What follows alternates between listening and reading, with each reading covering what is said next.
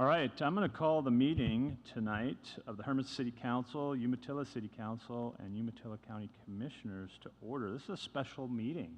It's exciting. It feels kind of overwhelming to see all the people sitting up here at the front table and all the distinguished dignitaries that are sitting up here. So welcome. Thank you for all of you guys for joining us this evening. This is a really special occasion that we get to talk about potential future project that maybe we can collaborate on and work together with to solve one of the needs that is being addressed by our community in our region. So I'm going to call the Hermiston side of the meeting to order with a declaration of a quorum, and all members are present. How about Rowick tonight? You're the president, or the council president, is that correct, for Umatilla? Caught you with your mouth full? And we don't have microphones for everybody, so you may have to pass some around and share. My apologies. So, yes, we do have a quorum today. Thank you. All right, welcome. Can the county commissioners, you want to announce yours? Yeah, so through the Umatilla County Commissioners, we do have a quorum, and we'll call this meeting to a special meeting to order. Thank you, Mr. Mayor. Perfect. Well, please join us in a flag salute. I pledge allegiance to the flag of the United States of America and to the republic for which it stands, one nation, under God, indivisible, with liberty and justice for all. You know, I might ask if we can go around and maybe introduce ourselves so everybody up front is comfortable with who everybody is, and as well as the audience can understand who everybody is here. So let's start on the end with our friends from Umatilla. Corrine Thunderberg. Is there anything else? City Councilor. City Councilor. Perfect. That's right, sorry. I hate being number one. Sure. Go ahead, turn the button off. What the heck? Darren Dufflaw, City Council, Umatilla. Leslie Smith, City Council, Umatilla. Rowick Tenike, Umatilla City Council, position number 6. Carla Huxo, Police Chief, Umatilla. Brandon Seitz, Community Development Director, Umatilla. Dave Stockdale, City Manager for Umatilla. Byron Smith, Hermiston City Manager. Richard Tuvey, Hermiston City Attorney. Jackie Myers, Hermiston City Council. Nancy Peterson, Hermiston City Council. Philip Spicer-Kuhn, Hermiston City Council. Doug Primer, Council President. Hermiston. Hermiston, Council President. Dave Drotzman, Mayor, City of Hermiston. Roy Barone, Hermiston City Councilor. Lori Davis, Hermiston City Council. Rod Harden, City Councilor. Maria Duran, Hermiston City Councilor. Elizabeth Doherty, Hermiston Youth Advisor. Jaleesa Gonzalez Mendoza, Hermiston Youth Advisor.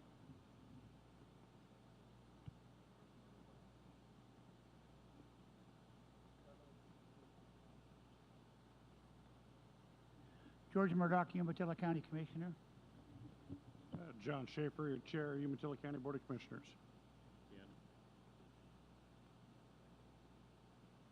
Again, welcome everyone, and I appreciate the audience participation this evening. We have kind of an exciting conversation this evening. I believe, Mr. Smith, you're going to kick us off. Yes, thank you. It's great to be here. Welcome all those who are here. I was talking to the county commissioners. I'm not sure this has ever happened before in the county, so it's great to have everybody together to talk about an important issue that we can all work on together, I think. So what we're going to talk about tonight is what we're calling Project PATH, Practical Assistance Through Transitional Housing. And I'm going to have to give credit to Mr. Stockdale over here for that good acronym. But first we're going to talk a little bit about the why, the history of why we're here.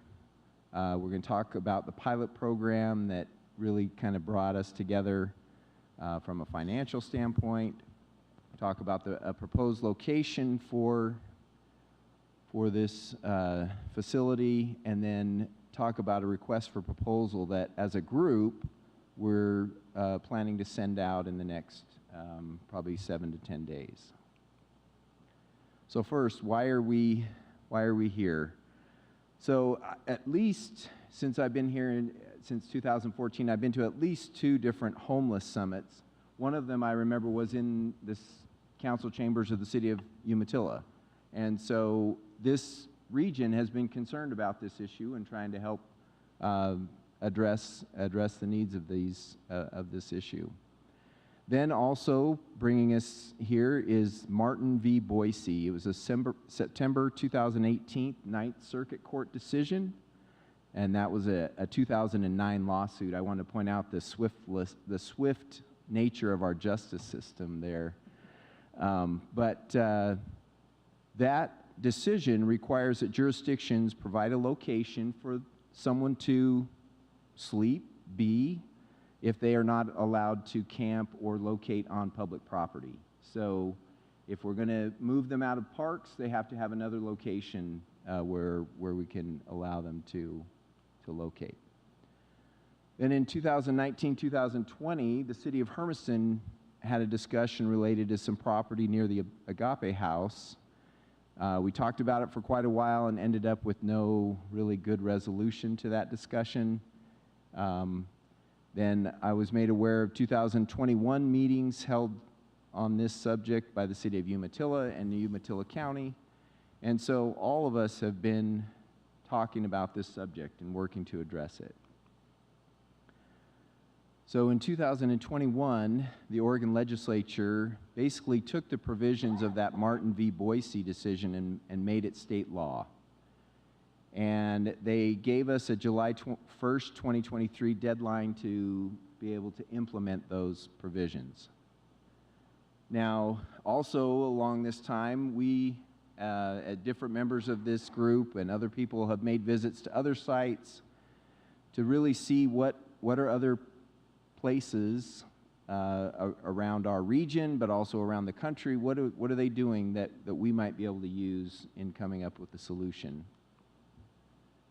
So then, in the 2021 session, the state put together a pilot program, and they asked for regions around the state who were interested in putting forward or putting together a pilot project to show how maybe different regions of the state might address this same issue in different ways. So Western Umatilla County was included in that bill. And that included the 3 jurisdictions that are here, but also the cities of Echo and Stanfield signed letters of support for that program. It results in a $1 million grant. One of the requirements of that grant is to build a 5-year strategic plan to address the homeless challenge in each area. And then if there's money left over after doing that, that money can go towards operations, it can go towards site preparation, those types of things as well. So now the proposed location, it's county-owned property at this point. It's at the corner of Lind and Bensel Roads, and the initial proposal would be to lease, the city of Umatilla would lease that from the county. Now I'm going to turn some time over to the city of Umatilla to go with the next part of this discussion. So just to provide a very kind of high-level review of the anticipated land use process to establish this facility, the city of Umatilla is anticipating 3 separate land use applications. The first one would be to annex the remainder of Lind Road and the property into city limits. That would bring the property in under a light industrial zoning designation and allow extension of city services out to that property. Once the property is inside city limits, it is up on the screen, but it's just important to note that the city's building department would also take over permits, so we wouldn't have to be coordinating with the state for any building permits and those types of things on site. Really, we have a kind of unique set of criteria in our code. What that does is allow us to establish what we call a community service use really in any zone, regardless of the underlying zoning district. One of the things that is required is it has to be a community service type use. So this is geared towards schools, substations, public uses. The city certainly feels that this type of public service would fall under that community service tag. So that allows us to have a conditional use that would go through and establish this use really in any zone. The other part of that would be our typical site plan review standards that have minimum standards as far as parking and those typical things you would see on an urban level development. But it is that community service use that we are intending to apply to this facility. So just to give a little bit more detail, you can see the map that was just up on the screen, as well as a copy of our existing comprehensive plan. Again, that property is right on the corner of Lind and Bensel. You can see the property and Lynn Road kind of in the green hashed, and then it is the smaller rectangle that kind of has the gray hashing in the corner. That is our industrial plan designation. I guess one thing just to point out to this group that it gets a little confusing, the current zoning of the property is light industrial under the county's existing 1972 zoning ordinance, which applies inside of our urban growth boundary. Upon annexation, the city would apply our light industrial zoning. So it will be the same zone name, but it will be the city's light industrial zone, not the old county 1972 code.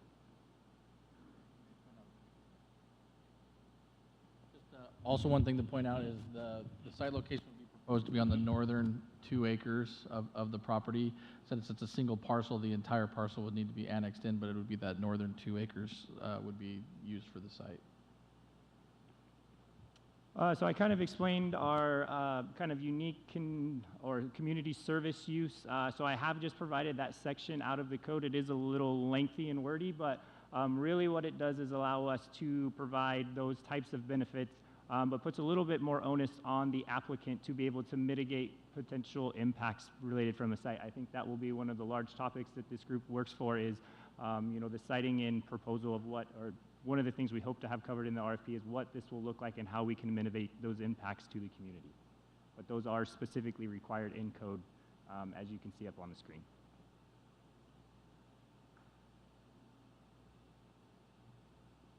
Okay, so now we'll talk a little bit about request for proposal and the things that we would be asking for in that request. First, all of the 3 entities agreed that we would want to solicit a third party to operate the facility, that none of us would be operating it with our own staff. And we've met many times to talk and discuss needs, plans, and the following items are kind of a result of those discussions. First, we're looking for an entity that would manage the PATH facility, and that would contain a general building with some office space, common areas for the people there, staying there, showers, meal facilities, and at least 12 sleeping huts. Then the entity also would need to provide services. Now that could be directly with their own staff, or they could be in partnership with another group that might have a specialty in those areas. And the goal, again, of this facility is to assist people in moving to permanent housing. So some of the services would be 24/7 on-site staffing, provide them the ability to access basic medical, dental, and vision services, help those who are staying there with assistance with transportation to work or to educational opportunities, other needs in that way. And we've had preliminary conversations with the kayak bus system as well as the Umatilla Hermiston cab company. So the entity would also need to provide assistance with behavioral health or substance abuse services. Now, we're not prescribing what that would look like. Is that someone there every day? Is it someone there a couple of days a week? We're open to trying to understand how that would work best for the people who are utilizing these services.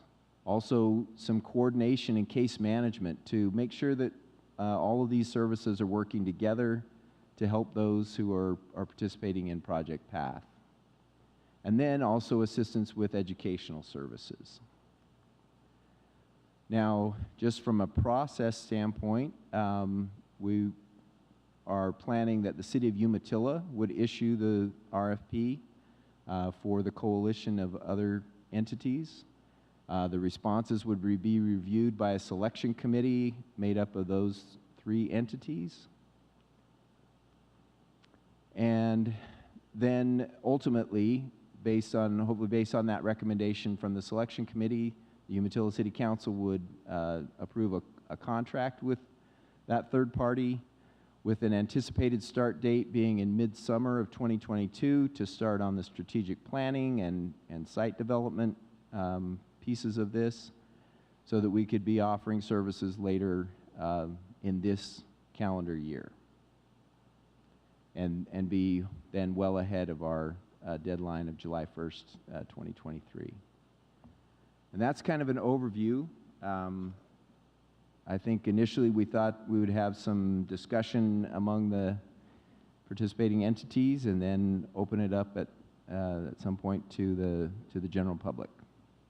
Perfect. Thank you, Mr. Smith and Mr. Stockdale. One of the questions that came to mind, and please just raise your hand and I'll try and identify each of you as you have a question. One of the questions I had was in the property acquisition. You had suggested that it would be a lease through the Umatilla County. Is that accurate? And then, if that's true, the actual physical build-out of the property, was that included in the RFP? Like there was an entity that was going to build this, or that was something that somebody else was going to build out? Yeah, so, thank you, Mayor. So the lease is for a couple reasons. One is one of the in-kind financial contributions from the county is the site, so we don't have to make a purchase to procure a piece of property to provide these services. As far as site development goes, that would be on us as a partnership to bring in what we can financially, whether that's with cash or other in-kind donations. We have, for example, manufactured home developers in the area. We have several others that we would look for opportunities for partnership or even donations to the facility, build a fence, for example, and that kind of thing that might be available to us. The House bill funds do allow for, once we've established significant funding for strategic planning and creating these administrative plans and rules that will govern us. If there are funds remaining, and we anticipate there will be significant, that those funds can go towards site improvements. And so that would help us with whatever infrastructure utilities we may need.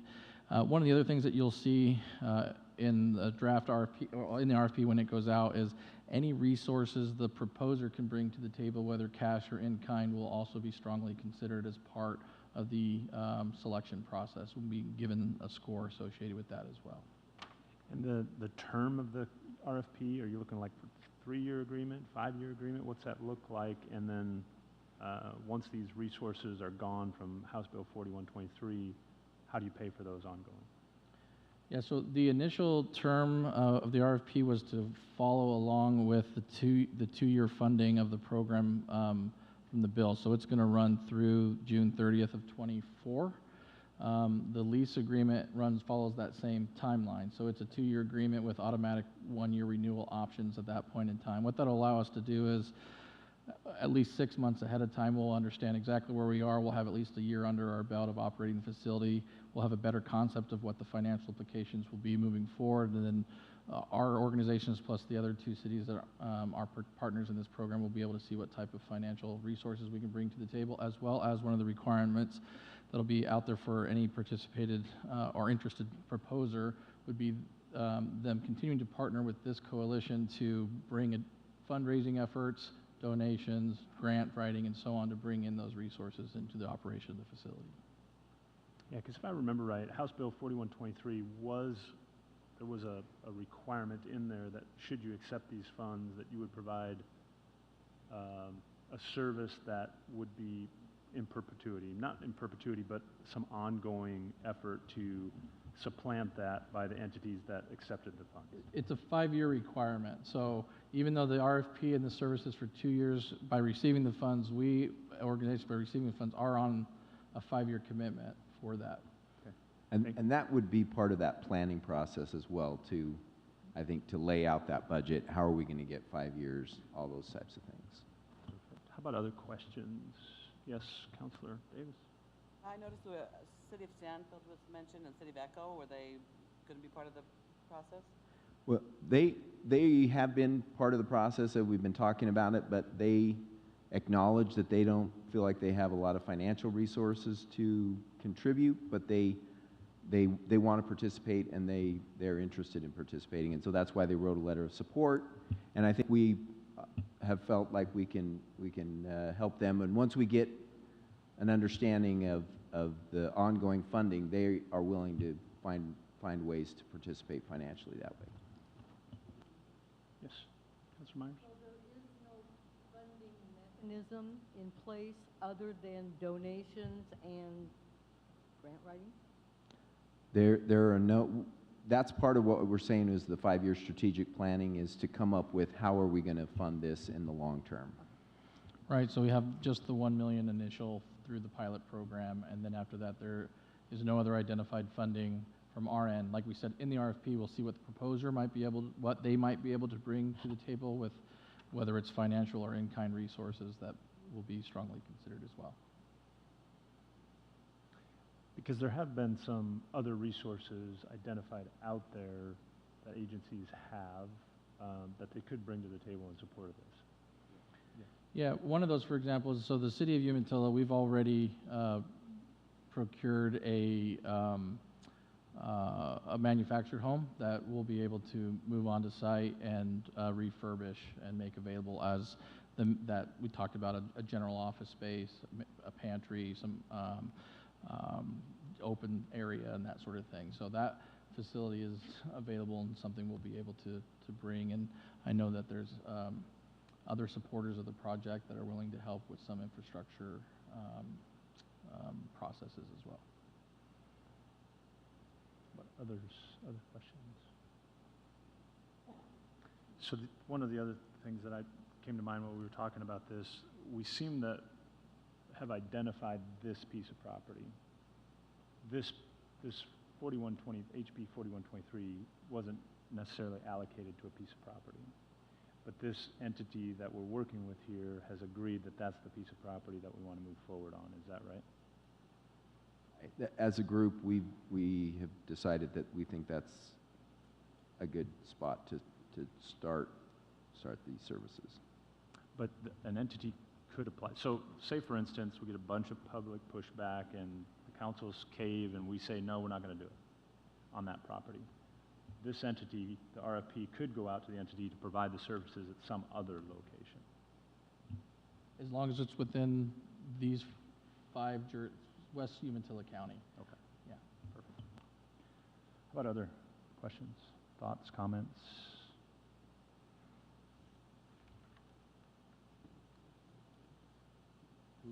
Oh, Councilor Brown?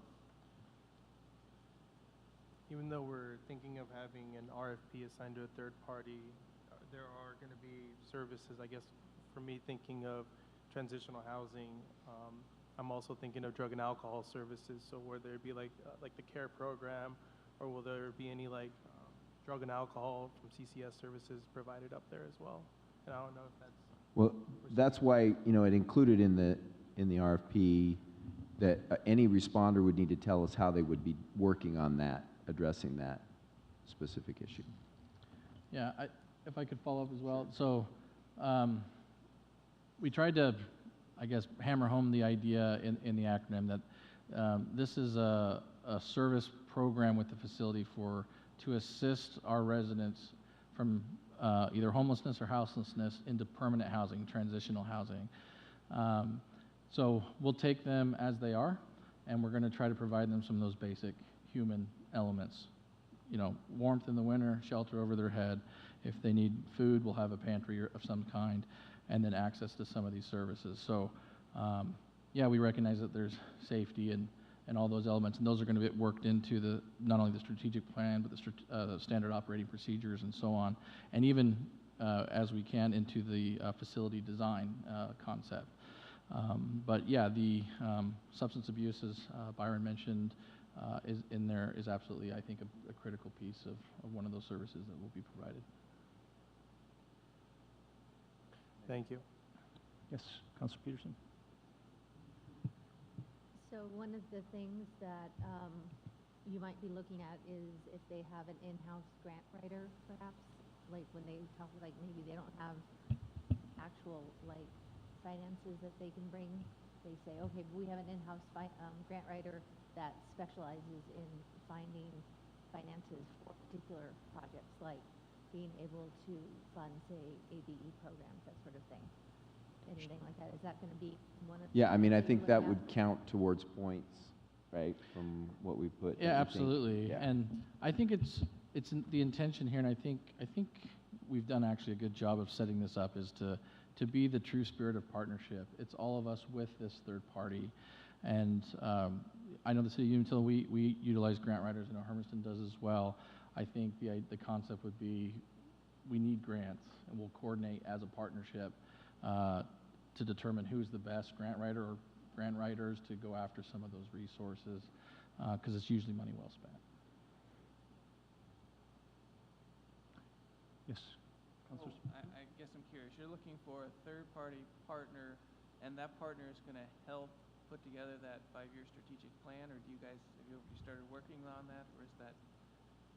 No, I would imagine that third-party partner is going to walk right along with us as we put together that strategic plan. And then so we'll set out what entities are going to be handling which parts of the entire plan. Right.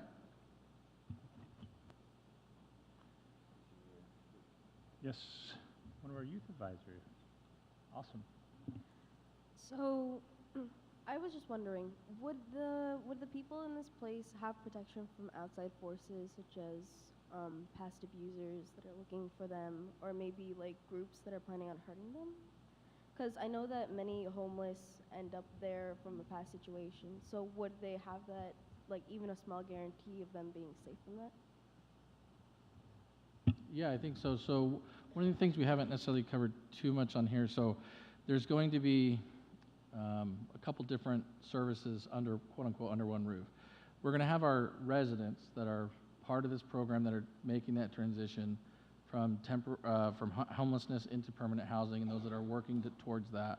One of the things that House Bill 4123 did in the codification of Martin versus Boise is what we said: if you're sleeping in public places like right-of-ways or parks, our police and sheriff need a place to temporarily relocate you for that evening if you're illegally camping. So the other element that'll be part of this is kind of another wing, will be those residents that may not be part of this program but need somewhere to sleep for that night, or maybe a series of nights. The other thing that we're looking to accomplish with this program is the warming center is closed and is not reopening. So we've been told. And so we plan as well to try to adopt some of those operational policies as part of this kind of wing for those that need that temporary ability to be there. So I'm not sure if I'm answering your question or not, but the ability to have folks use this facility on that temporary basis that are not necessarily these residents that are transitioning to permanent housing will have services available to them, but even on a much more temporary and more of kind of an emergency basis. That answer your question? Yes, thank you. All right. Yes, Councilor Peterson? And so just to kind of add on to my question there, age requirements, because there might be some youth that need that one night or that, help to get over the bad times. And so, and at the same time, obviously, there's going to need to be distance. So that's one thing that we don't have, and it's a different conversation, but it's the same conversation, and that is we don't have a teen warming station. Mm-hmm. So.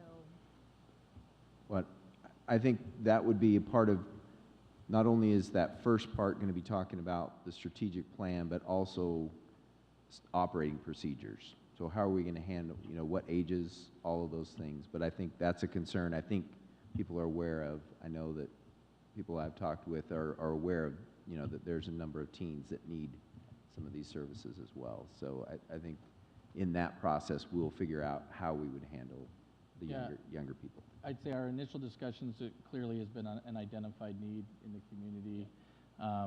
It'll likely end up be maybe a phased approach. Year one will, for at least the basics of essentially getting started and understanding our procedures and just the logistics and operations of the facility will likely be adults only in that first year, which is a higher level of service than we've provided in the past. But it's clearly an identified need and one that I'm sure we'll be working towards in a secondary or later phase. What other comments, questions? Yes, Darren. So my question also is, what are other communities doing? Are they doing this sort of thing? Do we have a site? Do we have anything that other people are doing that we can learn from? I'm sorry, I was. So we have, at the moment, there's been, I think just last week, those that are recipients of these funds, the 8 communities, have now started sharing resources, sharing experiences, sharing SOPs and so on. But us, like everybody else, it's all in the early initial phases, so there's not necessarily a whole lot to share at the moment. But yeah, the collaboration throughout the state of these 8 pilots, that has definitely started. But again, it's been very small so far. And also, like I mentioned, people who are concerned about this issue have been going and learning from other, I know Mr. Stockdale and I, we went and took a tour of a Walla Walla facility that is doing something similar. And so we've been looking to see what solutions are out there, trying to figure that out. So, and I'd like to just remind, if you could make sure and speak into your mic, we're in such a big room, so everybody can hear. Other questions, comments? Yes, Ms. Doherty. So once or if the shelter reaches maximum capacity, do you plan on using more of a first come, first serve way to solve it, or is it more off of obvious need? Really great question. Right now, I would say we don't necessarily have the answer to what the hierarchy or the procedure would be once we've reached system capacity. The good news is, even with the 2-acre lease, we have significant room to expand. And the initial 12 units was an initial amount with anticipation that we're going to grow. So I do think we have room to do that. But I think it would be through the partnership with the who's awarded the contract. I envision they'll make a proposal to this coalition, and then we would accept it or tweak it or deny it until we end up with what that procedure would look like. I don't think we have that answer today.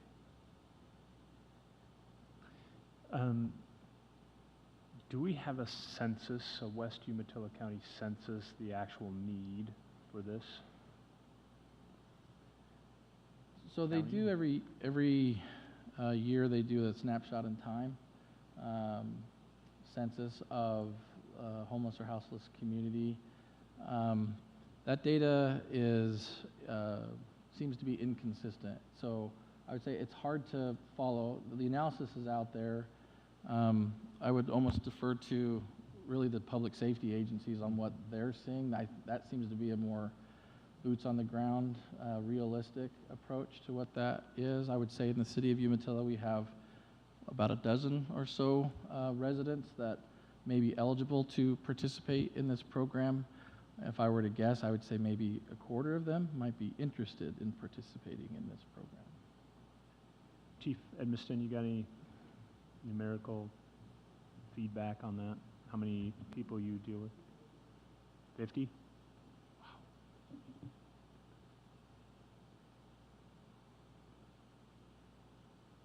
Does the county, yes, that's what I was going to ask. Does the county have any of that information? Commissioner Murdoch?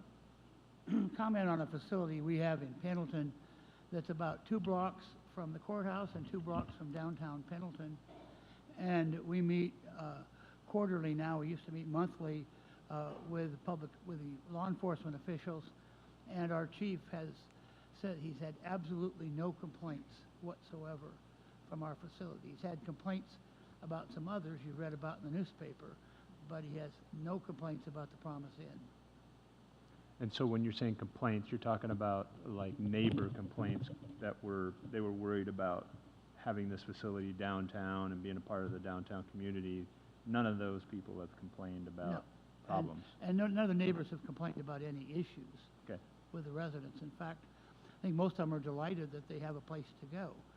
Because as we well know, if they have no place to go, they're going to be a lot more visible downtown.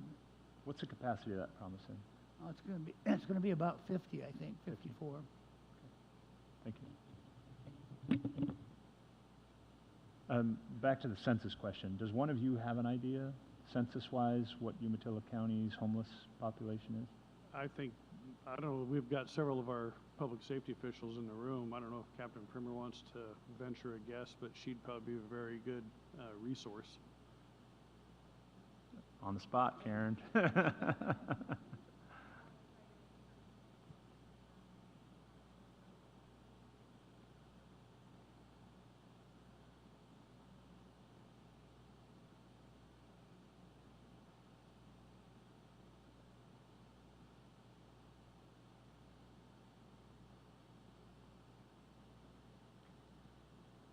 Drotzman, I can tell you that we just had a briefing.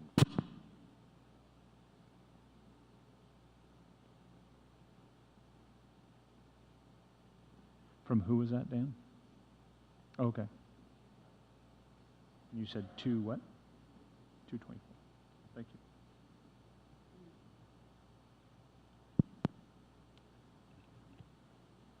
Other questions, comments? Yes, Councilor Primer. So one of my concerns on this is, you know, we toured the Washington facility here a while back, and I do know that, you know, Oregon's law on tenancy is different than Washington's, and one of my concerns on this is what is going to be our policy in the event that we have to remove / evict somebody from one of these properties. How is that going to be handled? Because tenancy law, you know, once somebody establishes a residence there, then removing them is no simple task.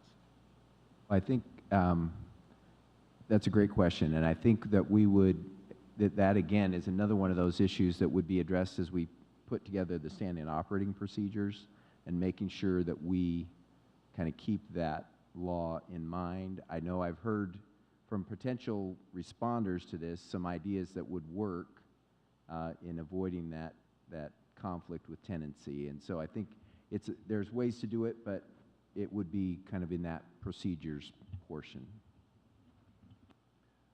We did also tour a facility in Salem, and they've built that specifically into their operations. There are, and I would, admittedly not an expert on landlord-tenant law and how that works out, but they've been able to, with relatively high levels of success, be able to have their residents pass through that facility. I think they had an over 80% success rate of those that entered the facility ended up in permanent housing. As far as their rate of sort of being a bad tenant and needing to push them out the door, they do have policies in place, tenant code of conduct, and rules in which they can be removed. But you're right, eviction processes can take a significant amount of time. But I'm not sure. It's a good question, something that we'll need to work with our third party, as Mr. Smith said, as we work through that SOP, probably in consultation with them, as well as looking at what the attorney would say our rights would be through that process. So, as I understand it, what we're establishing today is a conversation or a process around how we're going to allocate the funds that were allocated to us through House Bill 4123. And that process is just more of a procedural, administrative process. There was no expectation that we would actually have a paid-for and built facility. So if we used all the resources to develop the conversation and the plan, then we would have to go out and find resources for building a facility. So this is just kind of the initial first steps in that process. Is this something that our entities want to engage in? Is this the process we want to go down? Is this stuff make sense? That's kind of where we're at this stage. Is that right? Right, and also we're looking for your feedback. I'm sure we've missed things in what should be in this RFP, and I think, the landlord tenancy thing is a good reminder of things that we need to have, and some other points that have come up tonight that we can make sure that we include in this RFP so that we can get, the kind of respondents that we want, and also that we can establish a facility that our communities can support.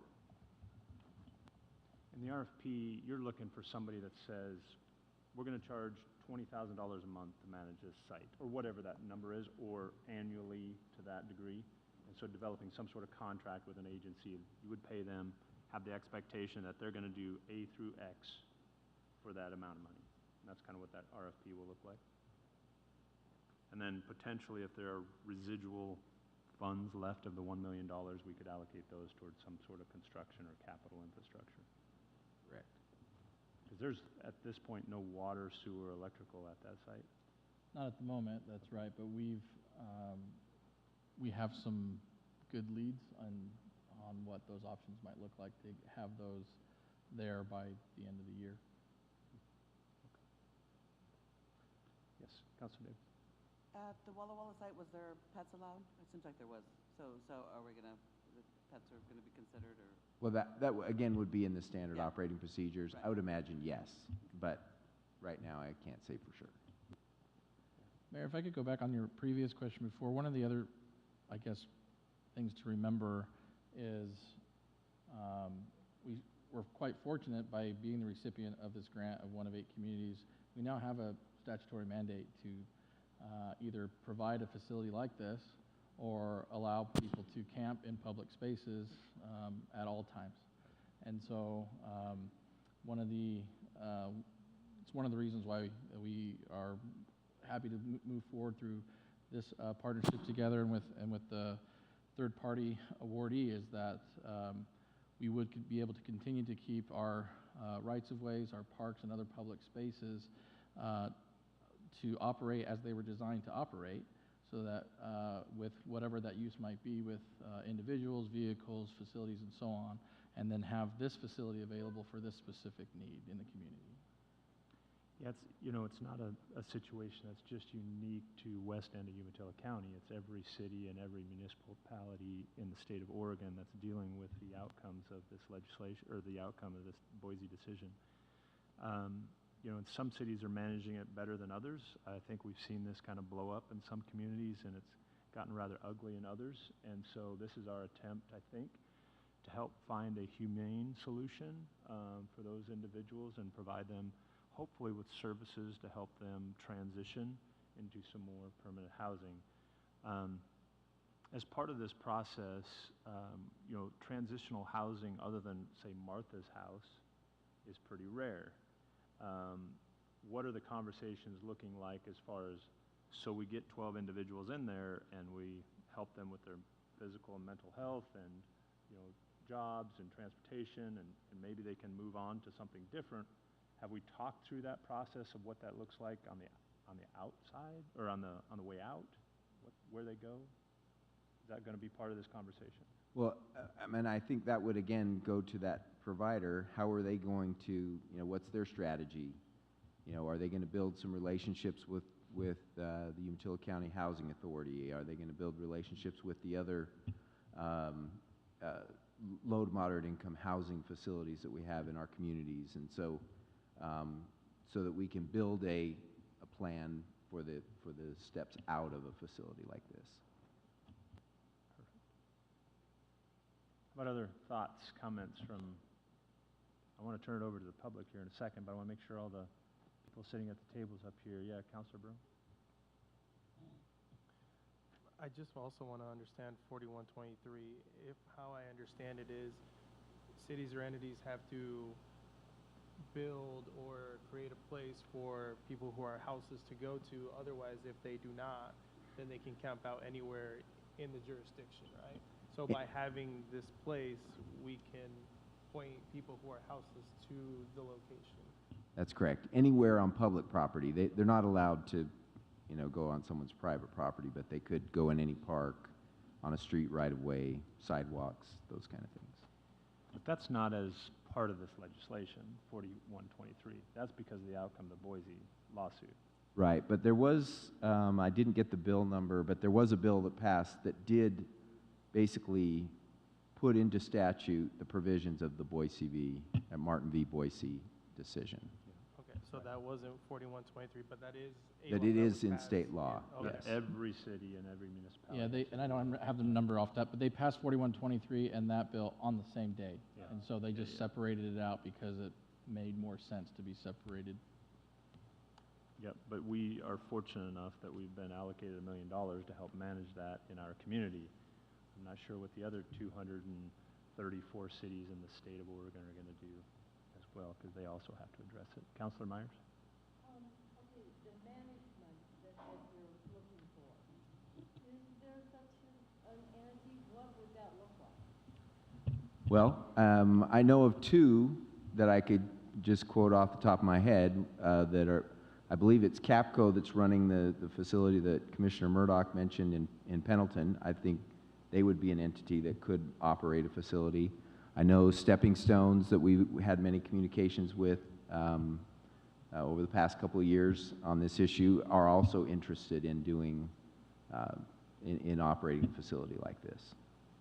So at least two, and maybe there's others, I don't know. Something to go to. Right, we think so. Councilor Myers, or Peterson? So, one more question. For some, we don't consider them homeless because they consider their motor vehicle their home, and so we consider them houseless. And so, would this be a means by which they would have a safe place to say park? Would that be part of our possible operating procedure of like, okay, well, here's a place where you can relocate your vehicle for the evening, so that way if you're passing through, you can't, park on the street and sleep for the night, but here is a safe place for you to do that. Because again, there's homelessness and there's houselessness. Yeah, so I'll try to answer that, I think, in two ways. So one, I think we will continue to partner with the third party on what the proposal would be. That's come up and been identified, and I don't know if that would be a phase 1 or phase 2 implementation or not. If it's someone passing through, I think that's that's outside the primary scope of this facility, which is to get someone transitioning from temporary homelessness or houselessness into permanent housing.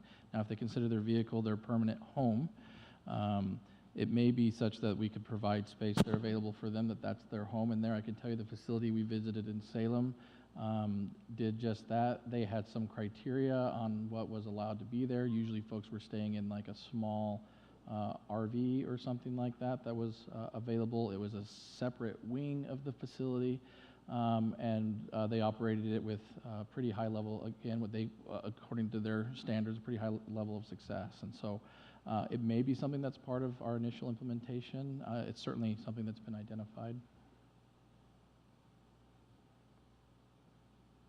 Okay, others, anybody else up at the front table have anything else? Okay, I want to open it up to public comment. So if there are people in the audience that would like to speak to this issue, I would invite you to come up to the microphone up front, introduce yourself by name and address, direct your comments to me, and try and limit them to less than 5 minutes. Yeah, come on up.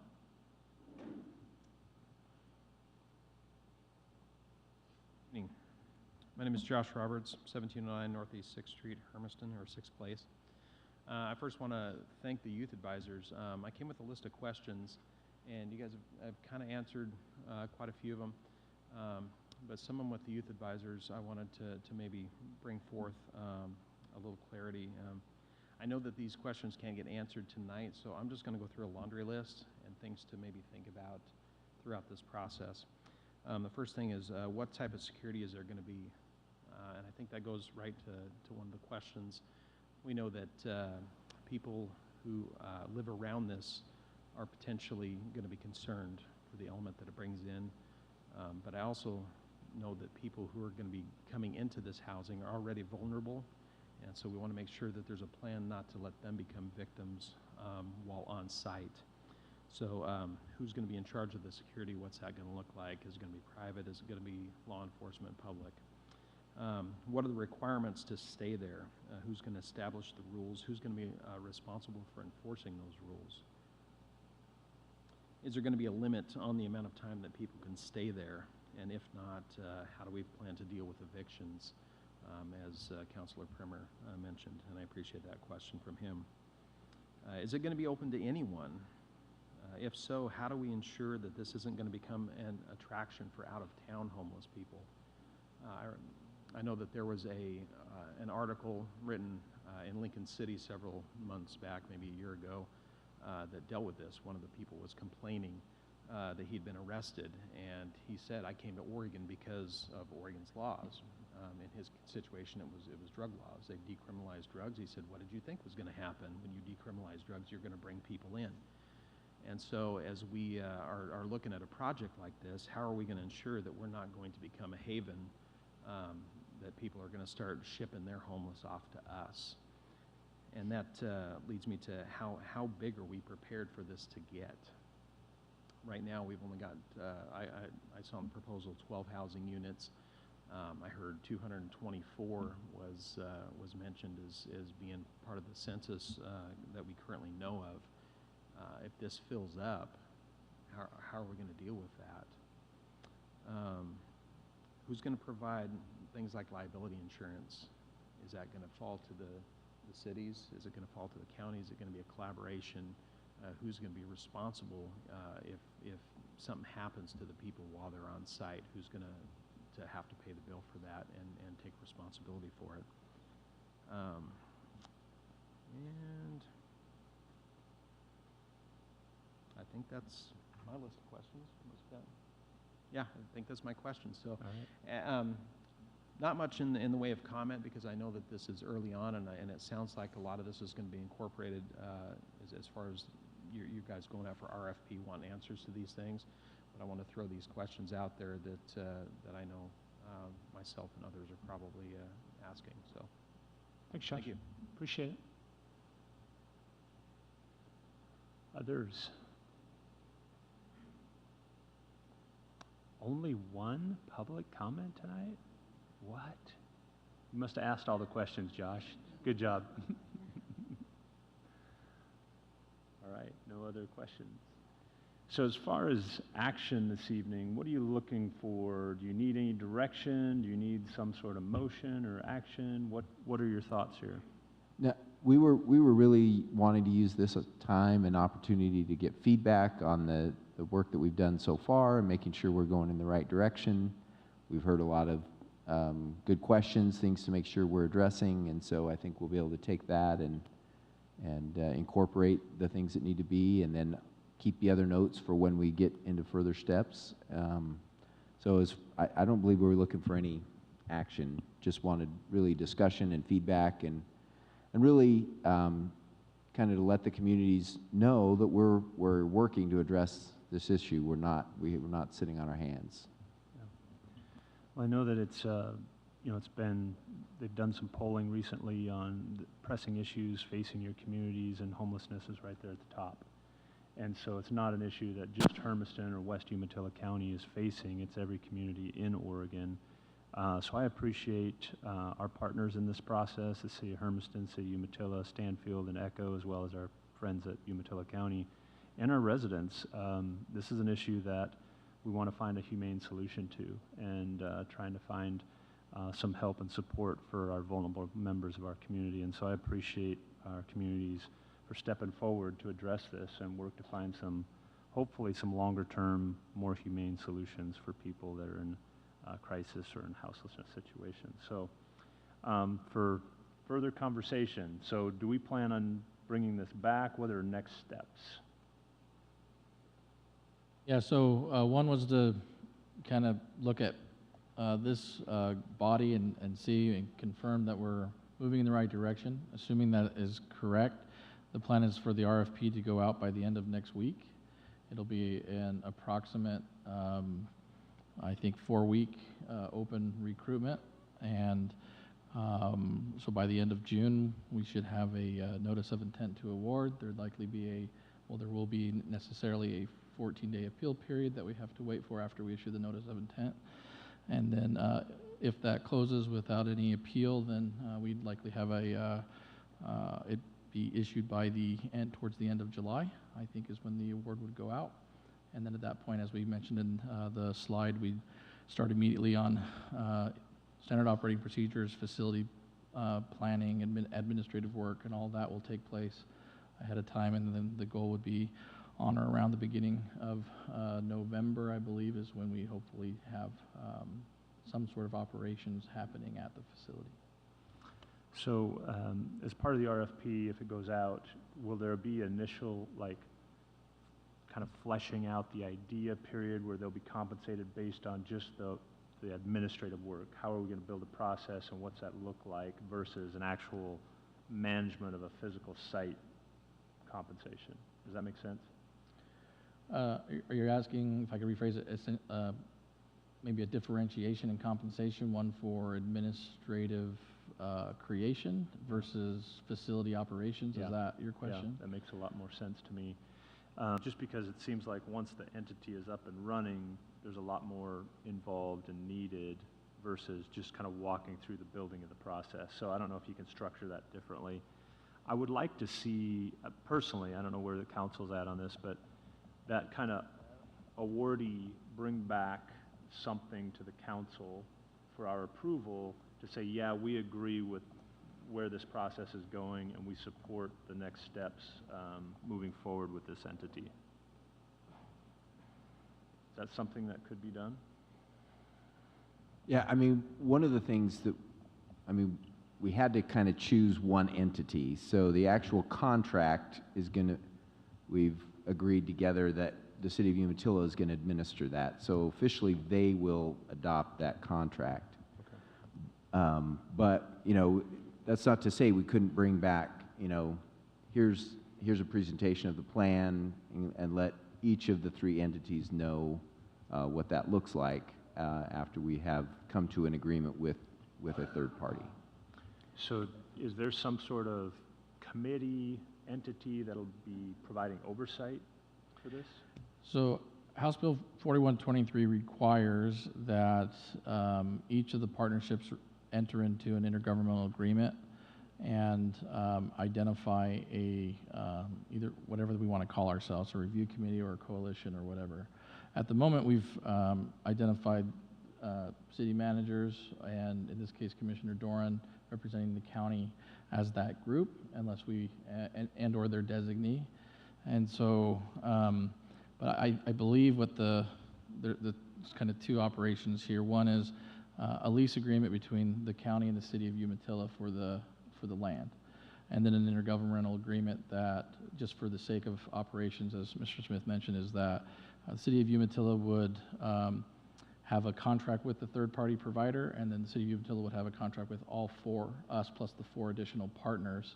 And so we would be the fiscal agent of that operations and contract, and then each of our representatives would be bringing information back to their respective elected bodies. You know, I guess, I don't know where the council's at or where the City of Umatilla council's at, but it would be nice to see some sort of body, committee oversight beyond just administrators, but more public elected officials, as well as maybe some general members at large of the community to provide maybe some public oversight on the facility and be the community's representative in that. So I think we can reflect that in the terms of the intergovernmental agreement. I don't think there's a problem. Yeah, no, not at all. I don't know where you guys are at or how you feel about it, but yeah. Yeah. I would say at least one member of each city council should be represented. My read of the act actually says that it should be, so. I agree. I think that we need, I'm over here. Oh, sorry, Darren. Sorry, I'm Dave. like, It's fine, Dave. where'd that come? So, Dave. Divine intervention. So I agree. I agree with you. I don't want to muddy the waters too much and get too many people involved because you have it'll just go crazy. But I agree with, you know, maybe we have one from each council or something like that, to where we have some kind of a voice, elected a person on there, would be good. Good. Sound like something that I know could each body happen. has subcommittees. Maybe you might look at your subcommittees as a place there and assign. That might be an option, or what, obviously what each of you decide. But yeah, I think, yeah, that's great. That would be something that also would be brought back to each entity for approval, that intergovernmental agreement at some point when we get those terms worked out. So again, another time to discuss and make sure we have the proper oversight that you're looking for and all those types of things. Perfect. Any last comments, thoughts? Yeah, Councilor Brown. And I think that you were alluding to this earlier, Mayor, but if we could, after the RFP is assigned, if the recipient of the RFP could at least come to our city council meetings and, you know, for council to ask them questions, but to also present them to the public so the public can ask or get any questions answered that they may have. Yeah, that'd be good. Yeah, Mr. Mayor, the county is comfortable with Commissioner Doran handling things on our end, just for the record. So. Okay. Thank you. Did he know that before Yeah. you said it? He's already on the committee, right, Dan? Yeah. All right. Perfect. I think John just said he didn't want any other duties as assigned, so. Yes. Going back to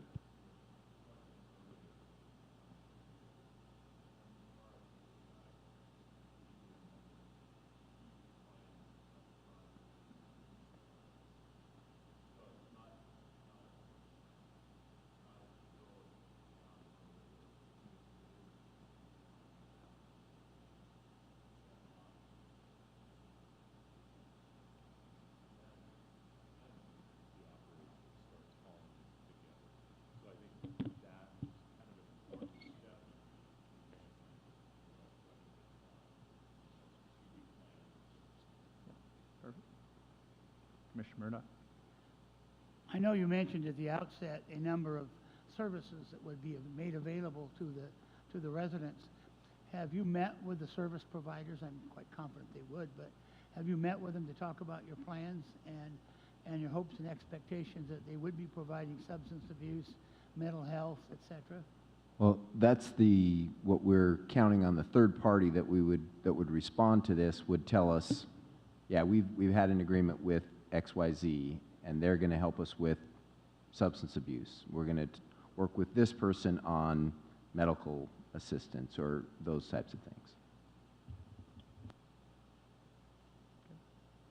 Any other comments, thoughts? Well, I appreciate all of us getting together, our friends from the city of Umatilla and our county commissioners for coming to Hermiston this evening and joining us for this meeting. Super excited that we all get to work together on a collaboration and hopefully, you know, work towards some solutions for some of our most vulnerable members. We are at a point in our meeting where we are going to adjourn, and I think we have to each adjourn individually. So I'm going to adjourn the Hermiston City Council, I don't know what the special meeting, at 7:07 p.m. and we will start our Hermiston City Council meeting. It's stated on here at 7:30. You think we can speed that up, Mr. Smith? Is it marketed at 7:30 that our City Council meeting will start? Okay, so we will start our regular City Council meeting at 7:30. So we are adjourned. Would you like to adjourn? So I would like to adjourn. Yep. The Umatilla City Council special meeting is adjourned as well. Thank you. Commissioners? Mr. Mayor, thank you for hosting this event and look forward to working with everybody, and we are adjourned as well. All right.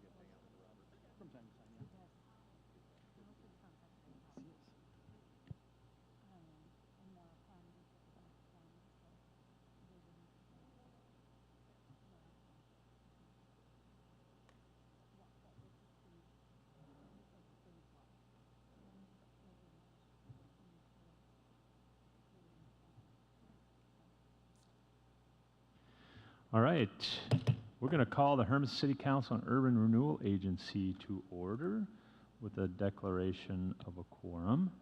All members present. Don't need to do a flag salute this evening because we already did it. No change to the agenda, Mr. Smith? Okay, so we have one presentation this evening, and that is Umatilla County Fire District Number 1. Mr. Stanton, Chief Stanton, welcome. Good evening. Thank you. Good evening. Mayor Drotzman, council members, City Manager Smith, I just want to say thank you for letting me present your fire department and emergency services department to you tonight. Giving you a little overview of what we're doing, who we are, where we are, what we do, and specifically, City Manager Smith asked me to kind of focus on some of the bond projects and how we're spending that money too. I just want to tell you that, you know, we are Eastern Oregon's biggest and busiest fire district, best trained in Eastern Oregon. That's also recognized by the State Fire Marshal's Office that way. So, and we're proud of that, and that's to the men and women that do the job. That's where the rubber meets the road for sure. And, you know, sometimes we get referred to as hose draggers and those guys that have those big red trucks, but I want to, you know, speak to a little bit about how highly trained our men and women are and how educated they are and work in the complex field of emergency services today. Let's see if I can get this thing turned on. One of the things I want to do is, since there are some new faces, I want to go ahead and introduce myself and, you know, some of my team, so you kind of get a clue who we are and what we do. There we go. So of my 36 years in the fire service, 27 have been here in Hermiston, where I've been the chief for 8 years. And it's been, you know, I grew up in the county here. It's been my pleasure to serve the citizens of Hermiston. And, you know, one of my main priorities, of course, is to manage our $10 million+ budget, as well as our $13 million bond projects, and the 69 employees that we have between our paid and volunteers. And currently I'm serving as the president of the Oregon Fire Chiefs Association, which I'm happy to say July 1st I become the past president. And that helps me to then come back and really put 100% back into what we're doing here. And I couldn't do the stuff I did for OFCA without the team I have, which leads me to my next slide. My executive staff, many of you may know some of those folks up there. Over 130 years of fire and emergency services experience. They're a good, diverse bunch of folks. We have some, you know, a gentleman retired out of the Portland Fire Bureau up as the number 2 person there. We have another gentleman that worked for the state of Oregon Fire Marshal's Office, another one out of Central Oregon. So I think when you have that diverse crowd of experiences and educations, I'm happy to say that it's funny that some of them landed here for us, and they bring that expertise that help us do what we do. Lastly, kind of the backbone of our folks is our admin staff, and the gals there in the front office, and my PIO recruiter, and obviously Rita, our board clerk, who was a longtime employee of the fire district over 30 years. So, and they're the ones that keep everything moving and rolling for us.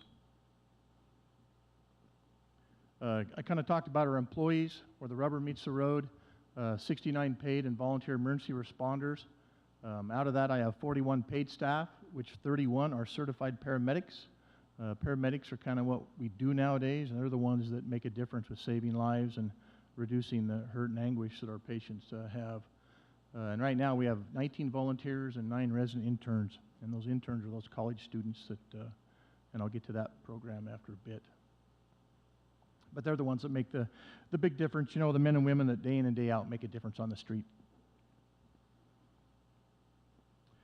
Kind of what we do, as most of you may have an idea, obviously our medical 911 calls are 90% of our calls that we do, but we do obviously the structure fires, wildland fires. We have a hazmat team here, we do rescues, obviously vehicle accidents, as well as some of those other things that are on that site. And like I said, that's, it becomes a complex organization when you start having to supply all these services. Might ask, where do we do it? Well, the fire district is 209 square miles, and it mainly serves the city of Hermiston as far as population and size. Obviously, we serve those other towns, especially in our ambulance service area, 620 square miles, and serves obviously Umatilla and Echo outside the fire district. And obviously our hazmat response area is pretty big. I'll get to that a little specifically later too. That's a regional team. We serve over 15,000 square miles on that one. So last year, busy year, you know, during the pandemic, over 5,600 calls, of which 79% were in the city limits of Hermiston. So you can see where our main service delivery is for you folks. That's why we're your fire department, emergency services department. You know, that's over 15 calls a day, and in relation to last year, those calls were up 12%. Some of that obviously was COVID related, but that's over 4,400 calls to the city. So you're definitely the people we serve the most, and we're proud of that. As I said before, 90% of our call volume last year was EMS. Obviously, with those 31 paramedics, we have about 20 EMTs as well, and we do that out of 6 ambulances. And the thing that most people may not know is it's just not the 911s we roll on, but we also haul our community members from Good Shepherd Medical Center to other facilities to get that advanced care they need. And that could be as close as the Tri-Cities, but we've also hauled them as far as Boise, Seattle, Portland, and that Portland probably being our #1 for distance transports. But that's a big part of what we do. Is normally we haul about 600 plus a year. With COVID, we didn't haul quite that many because there just weren't any beds locally, and a lot of those folks had to be flown to other states, as far as Montana and Utah, actually. So, one of the things I'm most proud about is a community paramedic program. It was Eastern Oregon's first program, and I think it might still be the only one. But we're real proud of Jessica Markham there and what she does with that program. And really, it's based on the home visits. And we did this in coordination with Good Shepherd Medical Center. And one of our goals were to decrease the patient's readmissions into the hospital. And those are those 30-day readmissions. And also reduce the emergency department visits.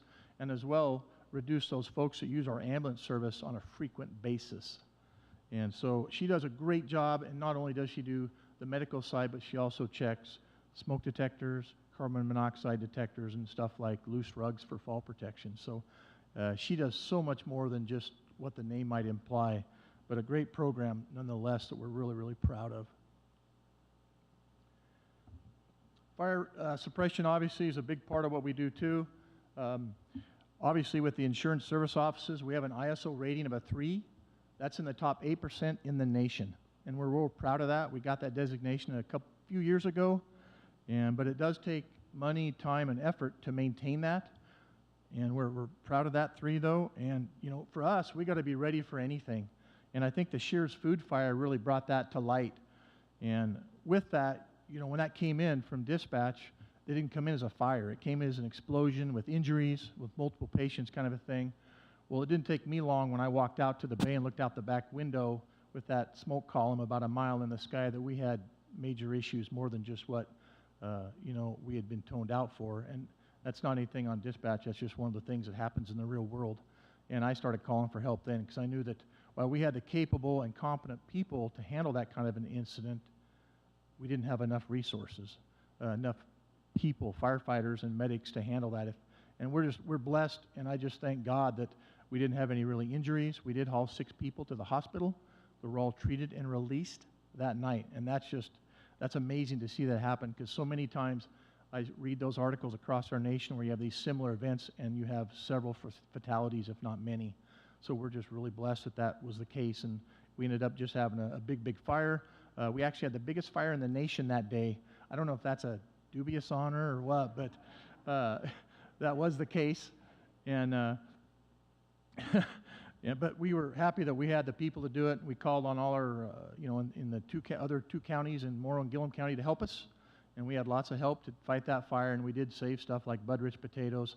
And, you know, we did stuff like shut down the railroad, shut down the highways, put some notices for evacuation level 2s on the space age area, and monitor the freeway for traffic as well. So that was a big incident for us, for sure.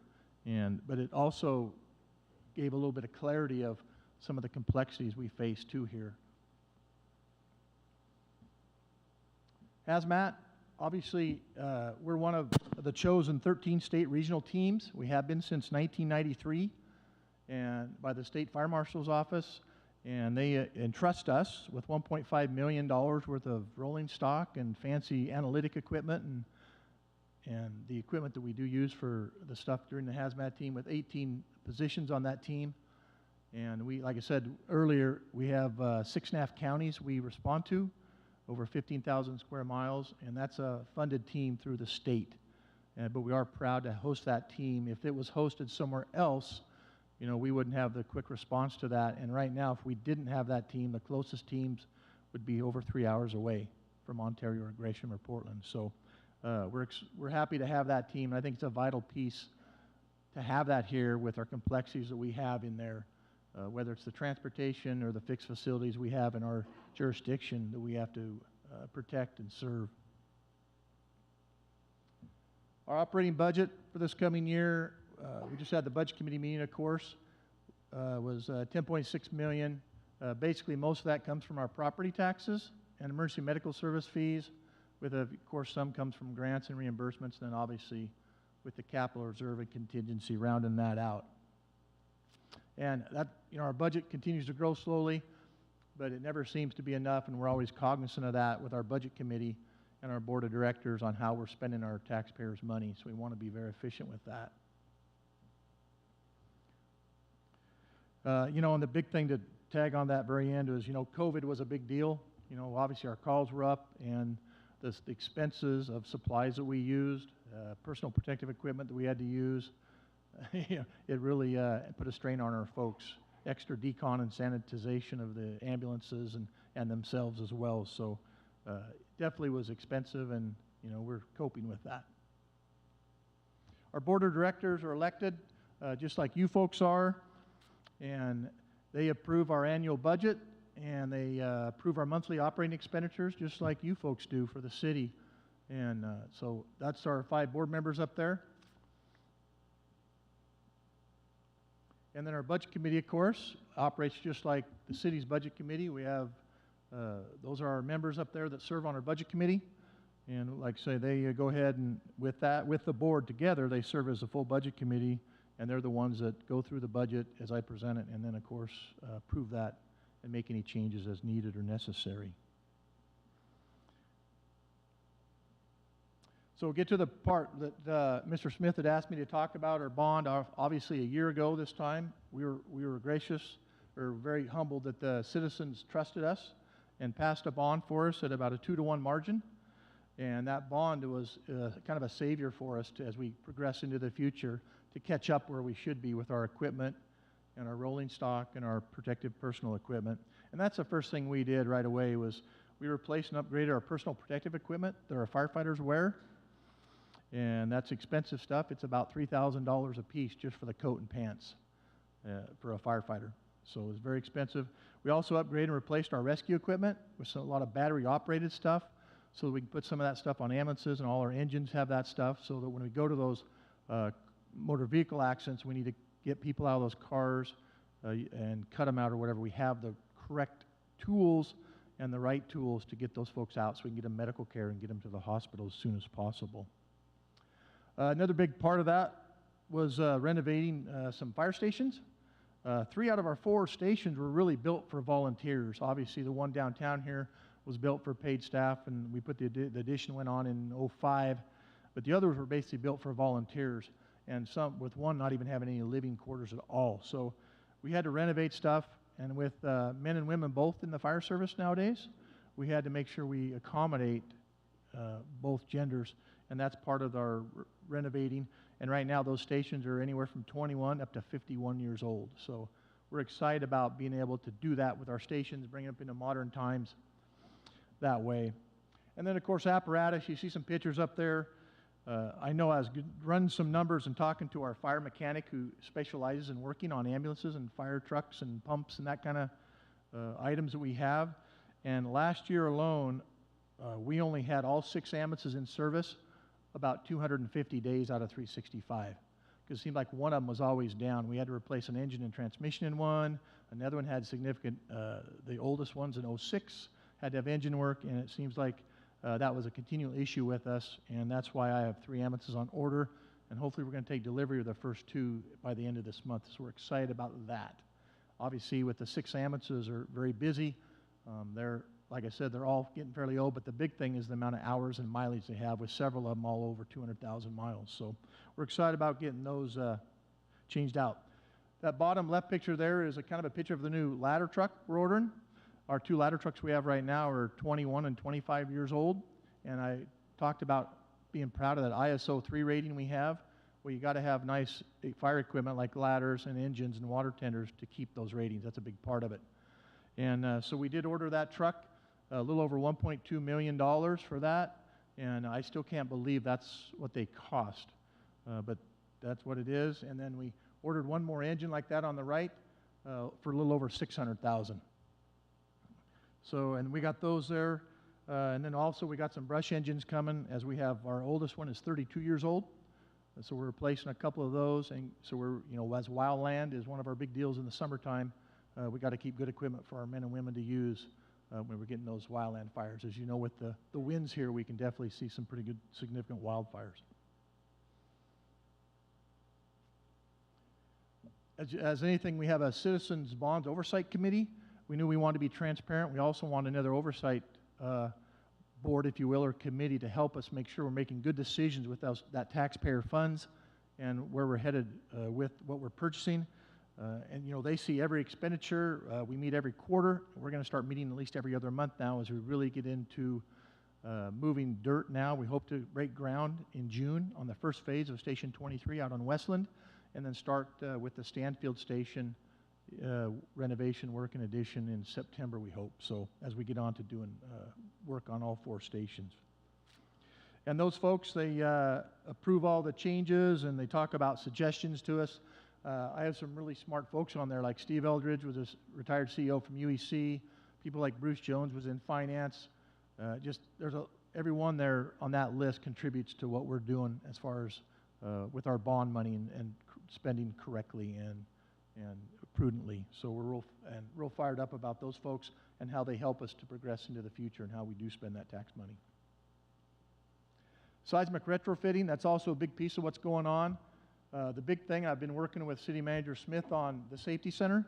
As soon as we get the courts moved out into the new City Hall, that safety center becomes eligible for seismic upgrade, so we can make it safer for our police officers and our firefighter medics. With that, we hope to maybe apply for that grant this fall. It's through the state of Oregon, and they're up to $2.5 million. And I can tell you, talking with some of the folks who control that, when you have police fire together like that, it should almost be a shutdown case, so we'll get that. So, and that's, when it comes to that, that's big for us when we want to do any remodeling and renovating, but really making those stations safer for our responders is what it's all about. Right now, the fire district has 2 grants going for our Stanfield station and our Diagonal station. With that, $2.7 million between the 2, and then we'll apply for Station 23 on Westland as well. So that's our goal, is to get all 4 seismic retrofitted over the next 3 years or 3.5 years. Some challenges we have at the district and your fire department. Obviously, the ever-increasing 911 medical calls, like last year was over 12% increased, and just not sure where that's going to stop. You know, as you were talked earlier, as we get these COVID times, the pandemic, more homeless, that drives up our call volume. Just the sheer increase in our population and traffic drives up our call volumes.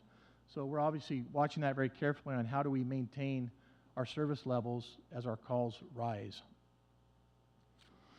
And last year alone was over 700 more calls. Insufficient minimum staffing. We just don't have enough money, of course, to hire enough people that we need. One thing we are doing that's working real well with our recruiter, Nick Oley's in the audience tonight, is our resident intern program. And that's the college students. They live in our substations. They work shifts alongside our career folks where they get the valuable experience. The fire department pays for some of their schooling. They're all enrolled usually at Blue Mountain Community College's fire science program, or they might be taking classes at CBC in Tri-Cities or Central Oregon or PCC in Portland as well. But excellent program, and those young men and women in that program are getting valuable experience, and we're helping them get their college education which we hope then to transfer that into maybe paid employees for the district and to serve our community members here in Hermiston. Medicare, Medicaid rates are always capped, with 80% of our medical calls are Medicare or Medicaid, where that's capped by the federal government. You know, we can only get so much money back out of those calls, and so we only get about a certain amount. So what we bill for ambulance, we only get about 55 or 60% of what we bill. Obviously, that's a concern, but with the bulk or Medicare, Medicaid, that's just the way it kind of sits. But obviously, that's something we always are looking at, and how to find ways to fund that ambulance service better. Obviously, the enterprise zones and stuff, we're so excited about our economic growth in our area, because that's what is the engine and the power plant that moves our communities forward and growth, and we are excited about that for sure.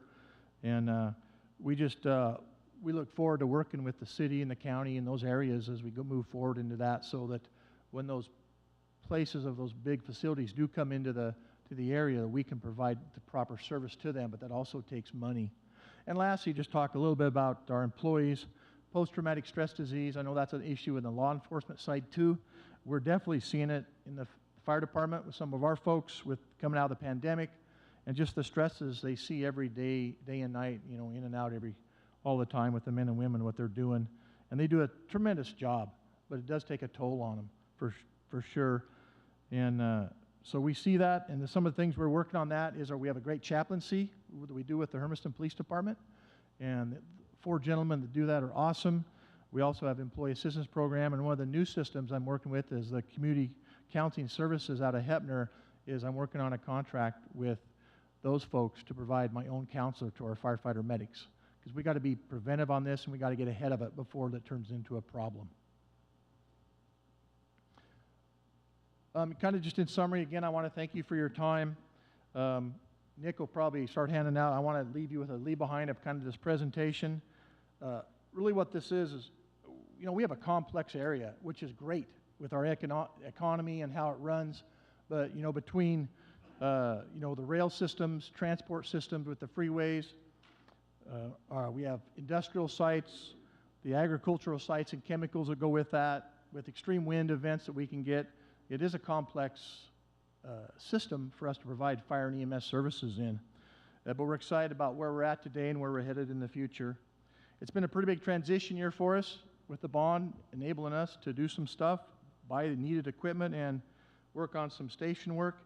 And we're excited about that, and looking at some other options with annexations of CDA lands whenever that might happen. But we're excited about that. And I just thank you for your time, and Mr. Mayor, I'd answer any questions if any folks had any. Thank you, Chief Stanton. Got a lot going on. It was super informative to hear your presentation tonight and get caught up on just how much work you guys provide for our constituents and our community. And please pass along my thanks and appreciation for all the hardworking men and women that you have in your organization and keeping us safe and healthy, pulling us out of some of our most tragic situations that we could potentially be in. One of the questions I had, you said 90% of your calls are medical 911 calls. 80% of those are reimbursed by Medicare and Medicaid. So does that insurance reimbursement pay for the 90% of the calls, or how close is that? No, it would pay for about, I don't know the exact number, probably about 70% or less. So basically what that's telling you is the property tax revenues, which by statute for fire, are augmenting our ambulance service. Okay.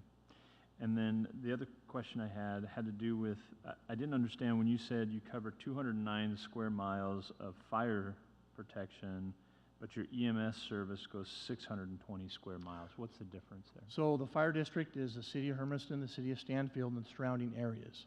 That's our fire district.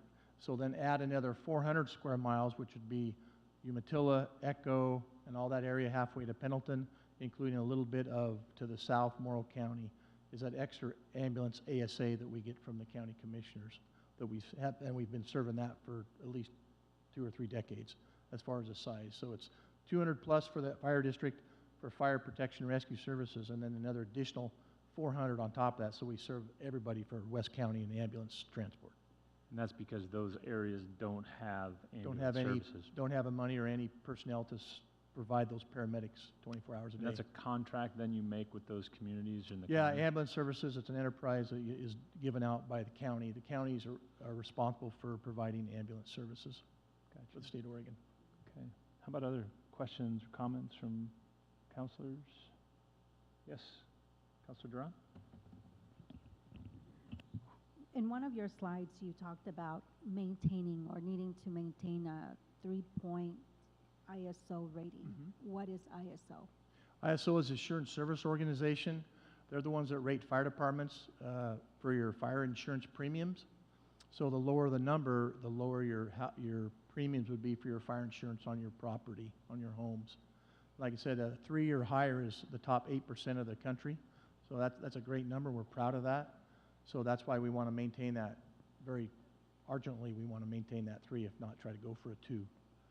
What that breaks down to is in the city, it's 50% fire department, 40% water department, 10% dispatch.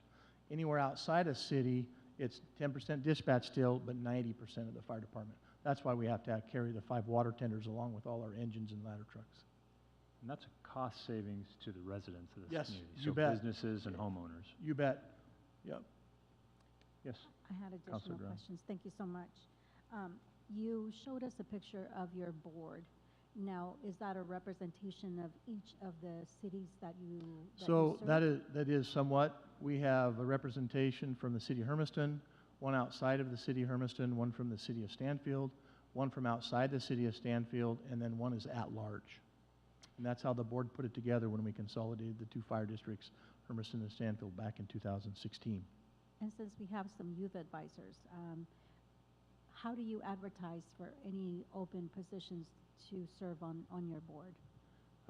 Really, they're not advertised, that I know of. They're on a rotation where it's on the odd years in May, and it's 3 one year and 2 the other year. So coming up in 2023, if people want to run for a position, I think we have 3 positions into 2023. And so if you lived, and I couldn't tell you which ones exact that is, if it's the city of Hermiston one or the at-large position without my notes, but so yeah, and of course anybody that lives within the fire district can run for those positions. Perfect. And I too want to thank you for the service. It seems like you guys do a lot of medical service runs, and we appreciate that. We know that, some sections of our city have a lot of, the senior population, and so your services are very critical. And we saw also the relevance of what you do based on what we recently saw that is fresh in our minds with, Shears. So we appreciate all the work that your men and women are doing, and I so much appreciate also you keeping the community informed of the needs and the recruitment process, because I've seen your advertisements and they look pretty cool, by the way. So keep it up. I think you guys are doing an awesome job. Thank you. Thank you. I'll pass that on. And one of the things that I was wondering, our population is evolving or changing, I should say, and we're becoming more diverse. And there's a large Latino population, maybe monolingual. How is your agency working to manage that so that you can help those individuals that may be monolingual in some other language than English? We're always looking to recruit a diverse workforce, obviously. When you have that diverse workforce, it brings strength to your organization, no doubt about it. And with the men and women, we have Latinos that work for us in a career and voluntary roles, and we're always looking to diversify more to make our organization stronger. And that is through a lot of our social media stuff that we do. But like for volunteerism, I know it's down across the country, but the best way to do that is word of mouth, and that's what I'm always talking to our volunteers about is you're the recruiters for us. While Mr. Oatley does a great job with all our social media and going to schools and whatever level he's recruiting for, really the best way to recruit volunteers is somewhat just word of mouth. So we're always looking for folks that want to come join our team for sure. And, we help to get folks trained. We'll train them. We'll help to put them through school to become an EMT. Yeah. if there's ideas, we'd love to hear them. Excellent. Other questions from the council? Yes, Councilor Kramer. So, the relationship between the cops and the fires guys have always been like brothers and family, and I just wanted to take an opportunity to say to my brothers and sisters in the fire service, thank you. You guys, you know, it's been my experience over the last 39 years that I've been working with these agencies that Hermiston has always, and this district personnel have always been the most professional group of people that I've ever worked with, bar none. And so you've got a great group of people, and I'm proud to be associated with them in any way, shape, or form. So thank you so much. Thank you. Yeah, I was just at our conference 3 weeks ago, and one of the things I like to tell our folks is, you know, when I was a firefighter medic here on the streets, Chief Hermiston was a new cop. Sheriff Rowan worked for the Hermiston Police Department as a cop. So we kind of all grew up on the streets together, and it's so cool for me, at least, that I can go to my peers in Chief Hermiston or Sheriff Rowan now as we lead our organizations respectively, and that's kind of a cool thing. It's the same as the superintendent of schools. When I was a paramedic firefighter, Dr. Mooney was a brand new teacher here. And so that's the cool thing about living in Hermiston and our areas. That's the relationships you build, and you can grow together to be where you're at. So that's one of the fun stories I get to tell people in my sphere of influence. Other comments? Yeah. Thank you. Yes, Councilor Brown. I also want to say thank you, because we were looking at the pictures, and you wouldn't be able to tell that those vehicles are over 30 years old. You guys keep them looking sharp, and the training, the amount of training that you guys do constantly is so amazing. I'm always, every time I drive by, and you, on a Tuesday, whether it's outside of your facility here on South First or Westland Road, it's just amazing to me how you guys are always keeping your equipment clean, keeping your skills so sharp. So it's amazing to see all of that. Thank you. And that's part of what we instill in our folks is pride and ownership of the, you know, when you come here is, you know, the rig, whether it's 10 years old or 30 years old, you know, we have to maintain it. That's why we have our own mechanic too. As we sent our last ambulance to get a new motor and transmission, Ford doesn't always just whip it right in. It took about 6 weeks to get that back to us. So that's what's a good thing about our mechanic. But then he also, one person can't keep preventive maintenance and repairs going on about 36 pieces of rolling stock. So do you have your own, like, staff photographer? Nick does it all. Yeah? Where's Nick? Nick is right over here. So that photograph that you had there to lead off today, I mean, that looked like movie-worthy kind of photography. He does a great job. That was pretty amazing photography. And your social media, I follow you guys on Twitter and that sort of stuff, and so you guys do a good job getting the word out and marketing your agency, and I think that matters, especially when you're talking to try and recruit younger individuals. So very much so. Good on you guys. Any other comments? Well, we get the opportunities, City Manager Smith and I and Chief Stanton and one of their board members, Rick Sherman, get to meet quarterly and talk about our relationship. And I think that's been valuable. And so I think it's important that we continue to work on relationship building because we are one community and we need to work as one community together. And so I appreciate that relationship. And please, again, pass along thanks to all of your men and women that are out on the streets every day keeping us safe. So thank you for coming tonight. All right. Thank you. Yep. Thanks, everyone.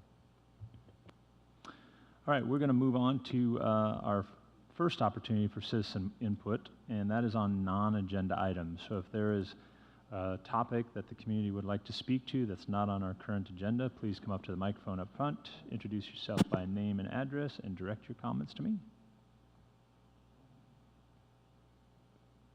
All right. Seeing none, we're going to move on to the consent agenda, items A through D. Do we need to pull any of those, Council? Can I get a motion to approve consent agenda items A through D? So moved. Second. It's been moved by Councilor Davis, seconded by Councilor Primer, that we approve consent agenda items A through D. Any public comment on those? Seeing none, roll call. Yes. Yes. Yes. Yes. Yes. Yes. Yes. Yes. Motion passes unanimously, 8-0. There were no items removed. On to ordinances and resolutions. Resolution 2221, North First Water Line Materials Award. Mr. Smith? Yeah, I'll have Mr. Morgan address that. Morgan. Welcome. It's a long walk tonight. Spread the room, right? Stadium. Spread the room out a little bit. Yes, so this resolution before you this evening is a little bit different than what we usually do on our public works projects. This is to award a materials procurement contract for our water main replacement project on North First Place that we have coming up. It's a little bit different because usually on these projects we just award it all as one large project to a contractor to do the project all at once. They go out and procure all of the materials and install it from there. With this project, because there's a number of moving parts with the water main replacement project, 2 different sewer projects going on, and then the roadway surface reconstruction project coming up, our engineers from Anderson-Perry felt like it made us to acquire the water main materials early on in the process and have those available and ready. And then when we get to the point of actually putting the contract out for the actual construction of the project, we would have those materials on hand, and it reduces some of the uncertainty in the bidding environment for the contractors when they know that all the materials are on hand, not subject to any inflation or supply chain issues and those types of things. So it really helps us make sure that we don't run into any delays or issues that could kind of have a cascading effect later on down the road for some of these other projects. So we had Anderson-Perry put together a bid package for all of the materials for this project. We got 3 good bids for the project. All of them came in competitively with each other, and so we're recommending award of that contract to Consolidated Supply for $245,000. With that, I'd stand for any questions. So, was part of the thinking around this because of the challenges we ran into there on North First Street and the current construction environment, and so that way going out and having this procured ahead of time, do we have the resources on hand right now, and so this helps maybe speed the process up a little bit? Yeah, so a lot of it was because we wanted to be getting into construction of the North First roadway construction project as early as we can in the spring next year, and so when we were looking at the timeline and schedule for bidding the water main project, it was looking like there was some concern with lead time on particularly some of the components of this piping and materials, that we may not be able to receive those until mid-fall, late fall time frame. And so it was just making sure that we have all of those components on hand at the same time and guarantee that. So if we were to wait until we had the full project designed and bid, then it may push the contractor to not be able to procure those until later on in the winter. So we didn't want procurement of the materials to just delay some of these other projects later on. So and that's really what it was. In the bidding process, every contractor that would bid this would build it with these exact parts? Yeah, so what it is, if we award this to Consolidated, if you can imagine, a lot of these pipe suppliers have lots of space in their yards these days because they have a hard time getting the supplies themselves. So the way this would work is we award the contract to Consolidated Supply, and then they would hold all of these materials. They're a major supplier. All of the ones who bid on this project are major suppliers. So they would hold all of these supplies in their yard until we go out and bid the construction piece, and then we'd have those delivered to us. So Nice. it's We don't have to basically store 'em. securing these at a price, locking them in now, and they hold on to them for us. Good idea. Questions, Councilor Peterson? So could we see this working in the future for, because I know in previous projects where we'd seen like the bids have pretty, I'm not going to say drastic differences, but fairly substantial differences. And, when we were literally talking nuts and bolts, the nuts and bolts cost quite a bit. So this would be a way of kind of fine-tuning that process and saying, these are the materials, how much is everything else going to cost? Because this is what you have to work with. And that'll kind of like give us more control of the overall project and, just speed up everything in general, hopefully. Yeah, so there's a number of benefits and drawbacks to doing it this way.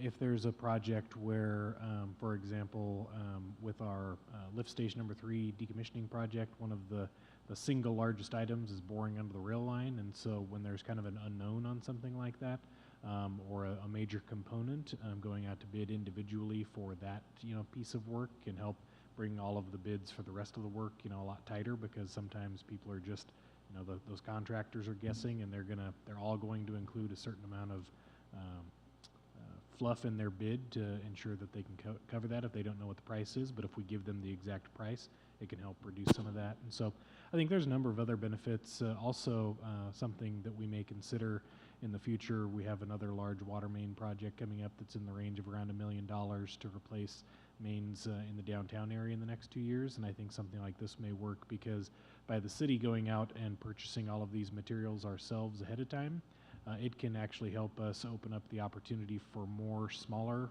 but still qualified contractors to bid on a project like this, because the total bonding capacity for a construction contractor takes into account everything, which includes the total cost of the project. So if we go out and acquire the materials ourselves, that can allow us to kind of help train up some of our local smaller contractors to be able to obtain some of these larger contracts that they may not otherwise have received.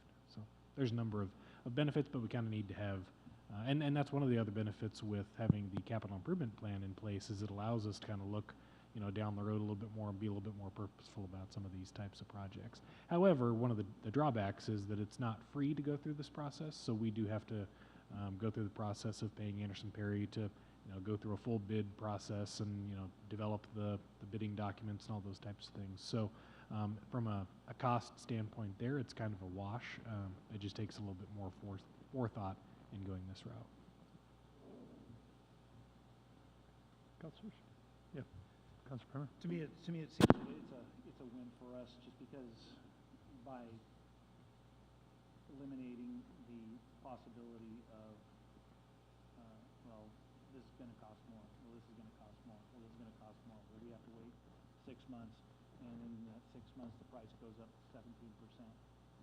So, to me, I think this is a good way of doing business, and I applaud you for doing that. Yeah, very good. Time is money, so if we can speed the process up 6 months, that can definitely reduce costs. Any other comments from the council? Okay, thank you, Mark. So how about public comment on Resolution 2221? Seeing none, can I get a motion to adopt Resolution 2221 and lay it upon the record? So moved. Second. It's been moved by Councilor Primer and seconded by the entire council. Lily, let's give it to Councilor Duran. Did you say yes, Councilor Duran, second? Okay, we'll give it to Councilor Duran. That motion, or we have a motion to adopt Resolution 2221. Roll call? Yes. Yes. Yes. Yes. Yes. Yes. Yes. Yes. Motion passes unanimously, 8-0. Now on to April 2022 financial report. Mr. Smith? It's Mr. K. Turn it over to Mr. K. Mr. K, welcome. Thank you, Mr. Mayor, Council. I'm kind of like seeing y'all just lined up there instead of sort of surrounding us. It brings you closer together. Maybe I can hear most of you now. A little too close, I think. Financial report for April. I always start off with the Urban Renewal Agency, and they're continuing the trend of exceeding the projected revenues for the year.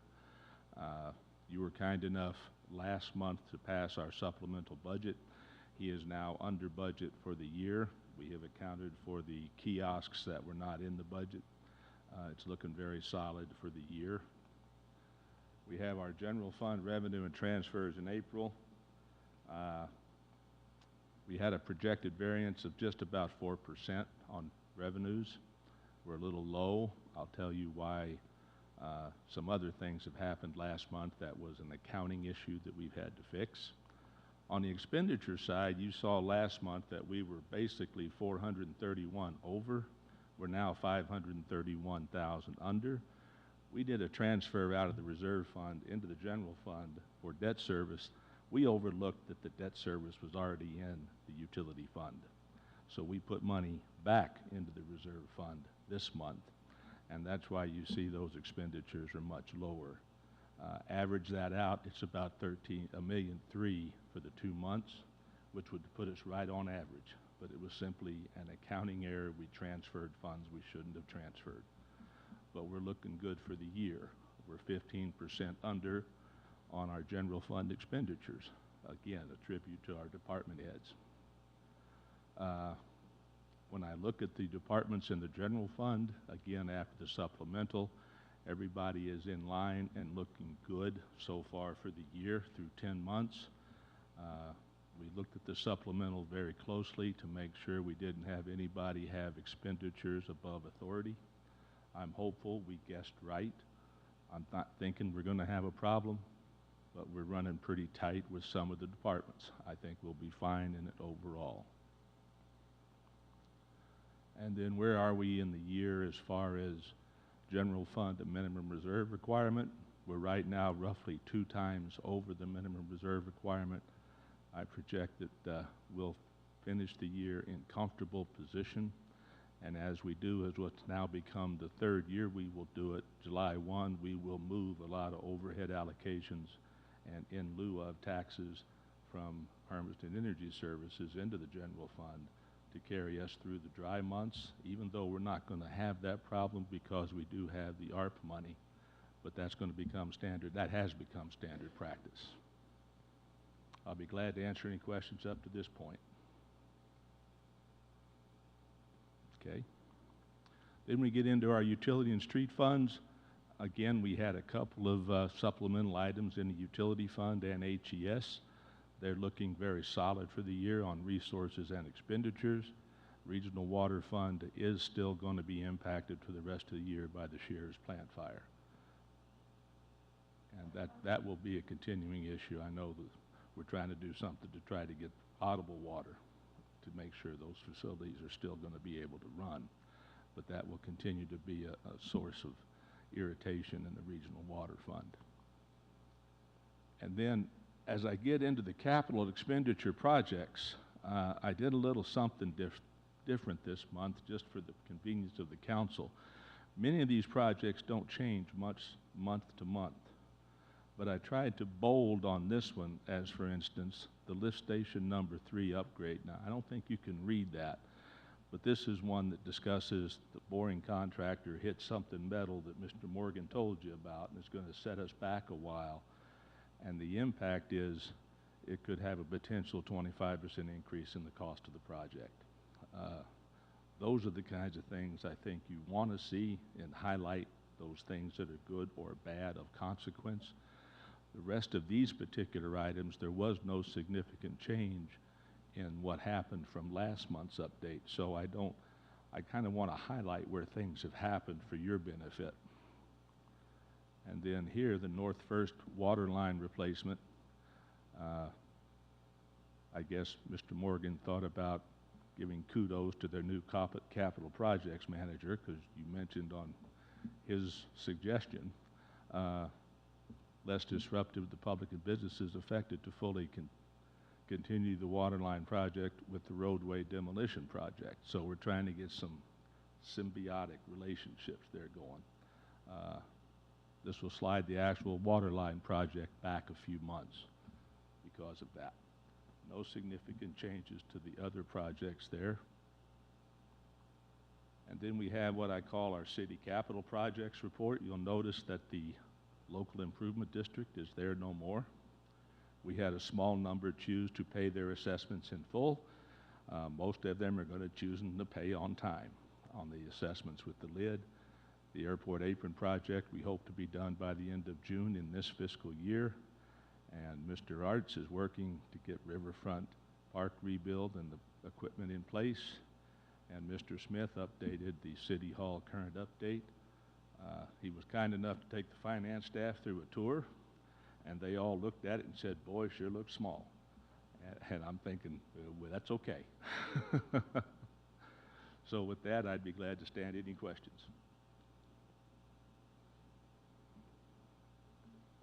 Council, any questions? All right. Thank you, sir. Thank you, Mr. King. And council. All right, any public comment on the April 2022 financial report? Seeing none, can I get a motion to accept the April 2022 financial report as presented?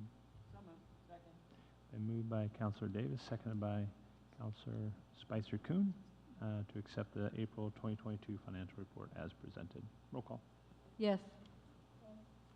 Yes. Yes. Yes. Yes. Yes.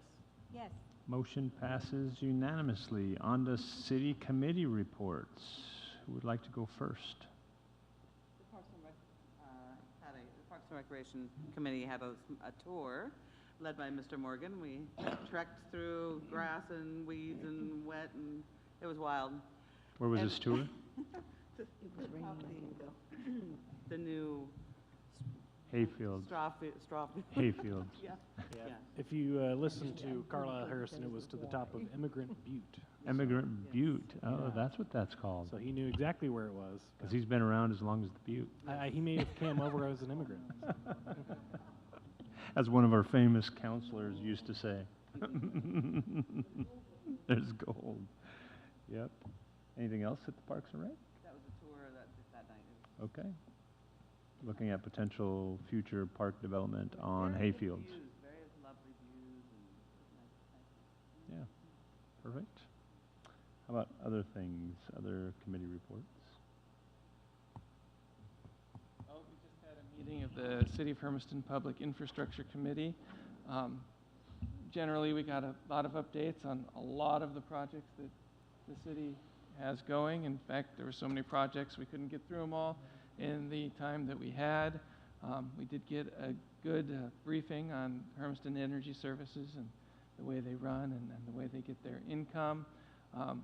We had a long discussion about the regional water system build-out update to the new Amazon plants that are coming in and where that build-out is going to go, how it's going to come off our regional water system, what water we're going to be using for it, and how it's all going to be paid for and run. Looks like there's going to be 2 phases on that, with one that's going to be an extension of some of our current regional water system, and then a second phase, which is going to be a build-out of a larger section of that regional water system. We talked about a current update on the great transportation enhancement project that is slowly moving forward. It's not quite finalized yet, and discussed possibly some different layouts on Northwest 11th Street as far as the street lanes go, and whether we'll be putting in bike lanes, and that's probably something that'll be coming before the council in not too long, and that's kind of where we ran out of time and didn't get through all our projects, because there's a lot more. We had a whole page worth of projects going on in Hermiston, so it's a busy time. We've got a lot going on with our local infrastructure, and the city is working very hard for the citizens. Very good. Others? Yes, Councilor Barone? We also had a Hispanic Advisory Committee meeting. At the presentation, we had one presentation, but it was fairly lengthy. It was a potential, probably RFP applicant. We had Stepping Stones present. And I'll tell you, just as a counselor that was here at the very beginning when they presented initially, probably 2 years ago, to where they are now, I was very impressed. I was impressed with how clean their presentation was. I also addressed to Kathy just a lot of, the initial concerns that came up, or just more questions that were left unanswered. And so, as I said, I ran out of battery. So I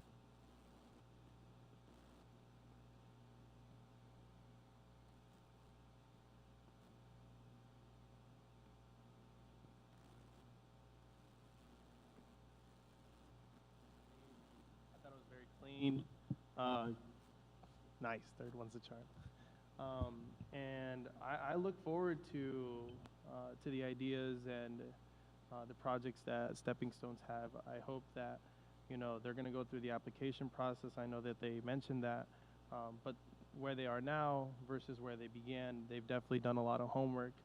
And there's been probably multiple occasions where they probably could have turned around and said, you know what, there's just a lot of no's, or there's just a lot of questions, or there's a lot of pushback. I guess it would be more questions than pushback.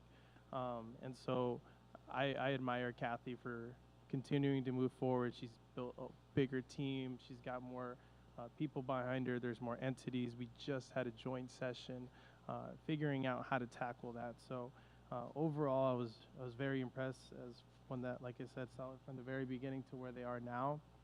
I look forward for them to present in front of the council if they are indeed the RFP recipient, and for them to flesh out more of the details that they have. A lot of the questions that us as counselors had during this joint session, I believe that they have a lot of those answers. And if it's not stepping stones and if it ends up being a different entity, more than likely, I assume that they're going to be the same as capable, if not even more so. I'm happy to see that that's an organization that started within the community and it's worked its way up. And I really hope to see that they're able to do that positive change that they want to do in our community. So that was the majority of what we had for the Hispanic Advisory Committee presentation. We also had County Commission candidate Bob Barton present himself in front of the Hispanic Advisory Committee meeting. So it was another great opportunity to have local leaders come before the committee and present themselves and want to learn more about the Hispanic community. So those are the two updates that I have from Hispanic Advisory Committee. How about others? Maybe it's just you, because the microphone works just fine for me. Some others? Yep. Others? All right. As far as the mayor's report, I just want to say thank you to Council President for filling in for me. I didn't get any bad reports, so you must have done a pretty good job. But thank you for filling in for me, and I had a nice vacation, so it was allowed me to come back refreshed and refocused, so I appreciated it. I have been serving on the League of Oregon Cities Strategic Planning Group. We have now had 4 meetings. We have another one again tomorrow. It did fail on me. Whoa, now it's working. So, If it stops, you have to stop talking. right. So we're looking at a strategic plan for the next 5 years for the League of Oregon Cities, and so we're now just reviewing. The Coraggio group did a poll of members of the cities as well as the administrators, staff, board. I think there was 240 participants in the poll, and just kind of reflecting on where we're at currently, what they would like to see for services out of the League of Oregon Cities, and helping with a strategic plan moving forward in providing direction and priorities. And so we're in that process, just kind of right in the middle of it, and I look forward to the outcomes of that, because I think it'll help give some direction to our future executive director that we look to hire this year too as well at the League of Oregon Cities. I had a nice opportunity to visit one of our fellow League of Oregon Cities board members last weekend, her community, I should say, Philomath. My daughter is a veterinarian student at Oregon State University, and she got a scholarship reward last weekend, so we went down and visited her and her husband. And while we were down there, when Counselor Bisco, who sits on the League of Oregon Cities board with us, she was here in Hermiston for the conference. She had suggested if you ever get through Philomath, stop at the Dizzy Hen and have breakfast. So I did that, and it was wonderful, and she was right. It was a very good restaurant, and I got to see their downtown community, what she called their historic district. We had a beer at a local brewery there, and just a nice little community that's kind of growing and got a lot of positive growth because of their connection to Corvallis. They're kind of a bedroom community, Corvallis, and so a lot of people are moving out of Corvallis because of housing costs and stuff. So Philomath is really kind of an up-and-coming community. So it was nice to visit other communities across the state and share those experiences that from our relationships through collaboration with fellow counselors and mayors from across the state, come to learn more about our state and the cities that we work with. So it was a nice weekend. How about other counselors? Any other reports, comments? Yes? Congratulations to the newly elected, the re-elected. Re-elected or newly councilors elected? And the newly elected, there's a couple of those too. So Yeah. Congratulations. Yeah, very good. Yeah, I know Jackie Linton was here this evening. All the votes aren't tabulated completely yet, and David McCarthy, as well as Jackie Myers and Councilor Barone, re-elected. So congratulations to all of those folks. Yes, Councilor Duran. Oh, The one mic that still works. Thank you. Well, I just want to say publicly that I am very thankful for law enforcement, for the women and men in service that keep our community safe. Last week was National Police Week, so I appreciate the work that you guys do on a daily basis. And I was also trying to look at my calendar to see when I could schedule a ride-along, just to see, since Mr. Barone talked about doing it, I thought it would be a good experience for me to be able to kind of see. Probably would not be one of those normal days, you know, when you get all kinds of chaos, but at least I would like to, you know, see what you guys experience. But I just want to say thank you. And I also want to say thank you to everyone that participated in the I Love My City event. There were car washes, there were, you know, areas that needed to be beautified. And so it takes a lot of community members to be able to help with this event. So all of the organizers, all of the churches that participated, we just want to say thank you for the time, thank you for the service, and thank you for bringing the community together to do such a wonderful event. Very good. I would also like to echo that. I spoke with one of the organizers today. We had a little briefing, and they had, I don't know, 400 people turn out for I Love My City event. It's one of the amazing things that our community does on an annual basis is just volunteerism and getting out and helping to clean up our community and provide service to our fellow members within the community. So I appreciate all the organizers and the churches and just the community members that were engaged and involved in that process. Amazing. Others? Counselors? Nothing? Youth advisors, anything this evening? Yes. I'm praying this stays on this time instead of like Mr. Barone's microphone. This week they are starting to do swim lessons for second graders. I'm not sure if you've heard or not, but it is a program that's being offered right now, and I'm excited about it because I'm going to be an incoming lifeguard. And so with all of this information coming in, we get to know about things like these new swim lessons, about how this is going to affect like some statistics in our area, such as occurrences of drowning and how often we prevent that.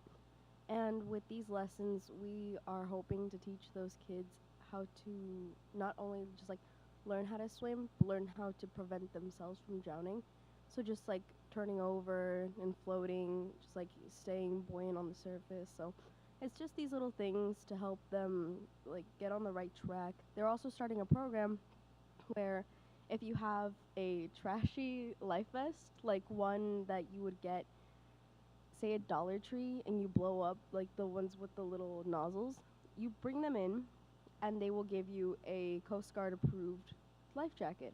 If you're going boating that week or if you're going to the river, if you bring it back, that's great. But if you don't, then that means that you need to use it more, and it's fine. I'm not sure how far that program is going to be going. All I know is that Miss Cassia Robbins brought it up during drowning prevention for the lifeguards, and it's going to be something that they're going to be initiating this year, as well as hopefully there's plans on having, if not a class, then just flyers to give out to parents on ways to get your kid to not drown, to help with that prevention, to lower the rates of drowning, because it is up there. It is top 5 in both infants, toddlers, teenagers, adults, elderly, all categories. It's top 5 and top 3 in younger ages. So we're hoping to lower those rates, even if it's just a little bit. So that's what's happening. Pretty good. Thanks for serving as a lifeguard. That's a valuable skill and a needed service within our community, so I appreciate that.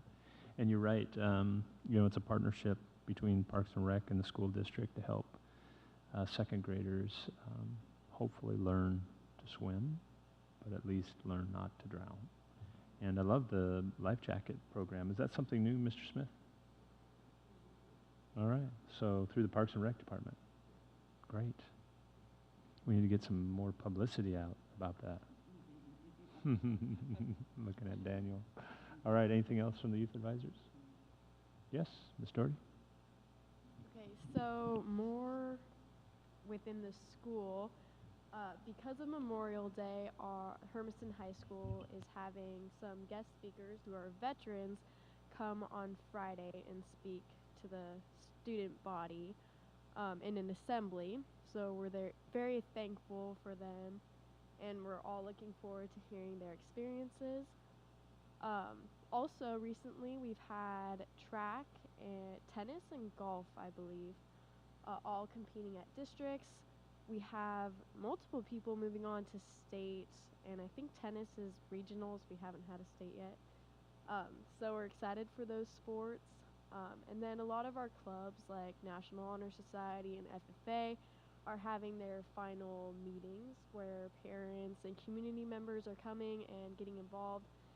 So a lot of involvement throughout our high school to wrap up the school year. It's been good. Getting close to graduation. What's graduation date this year?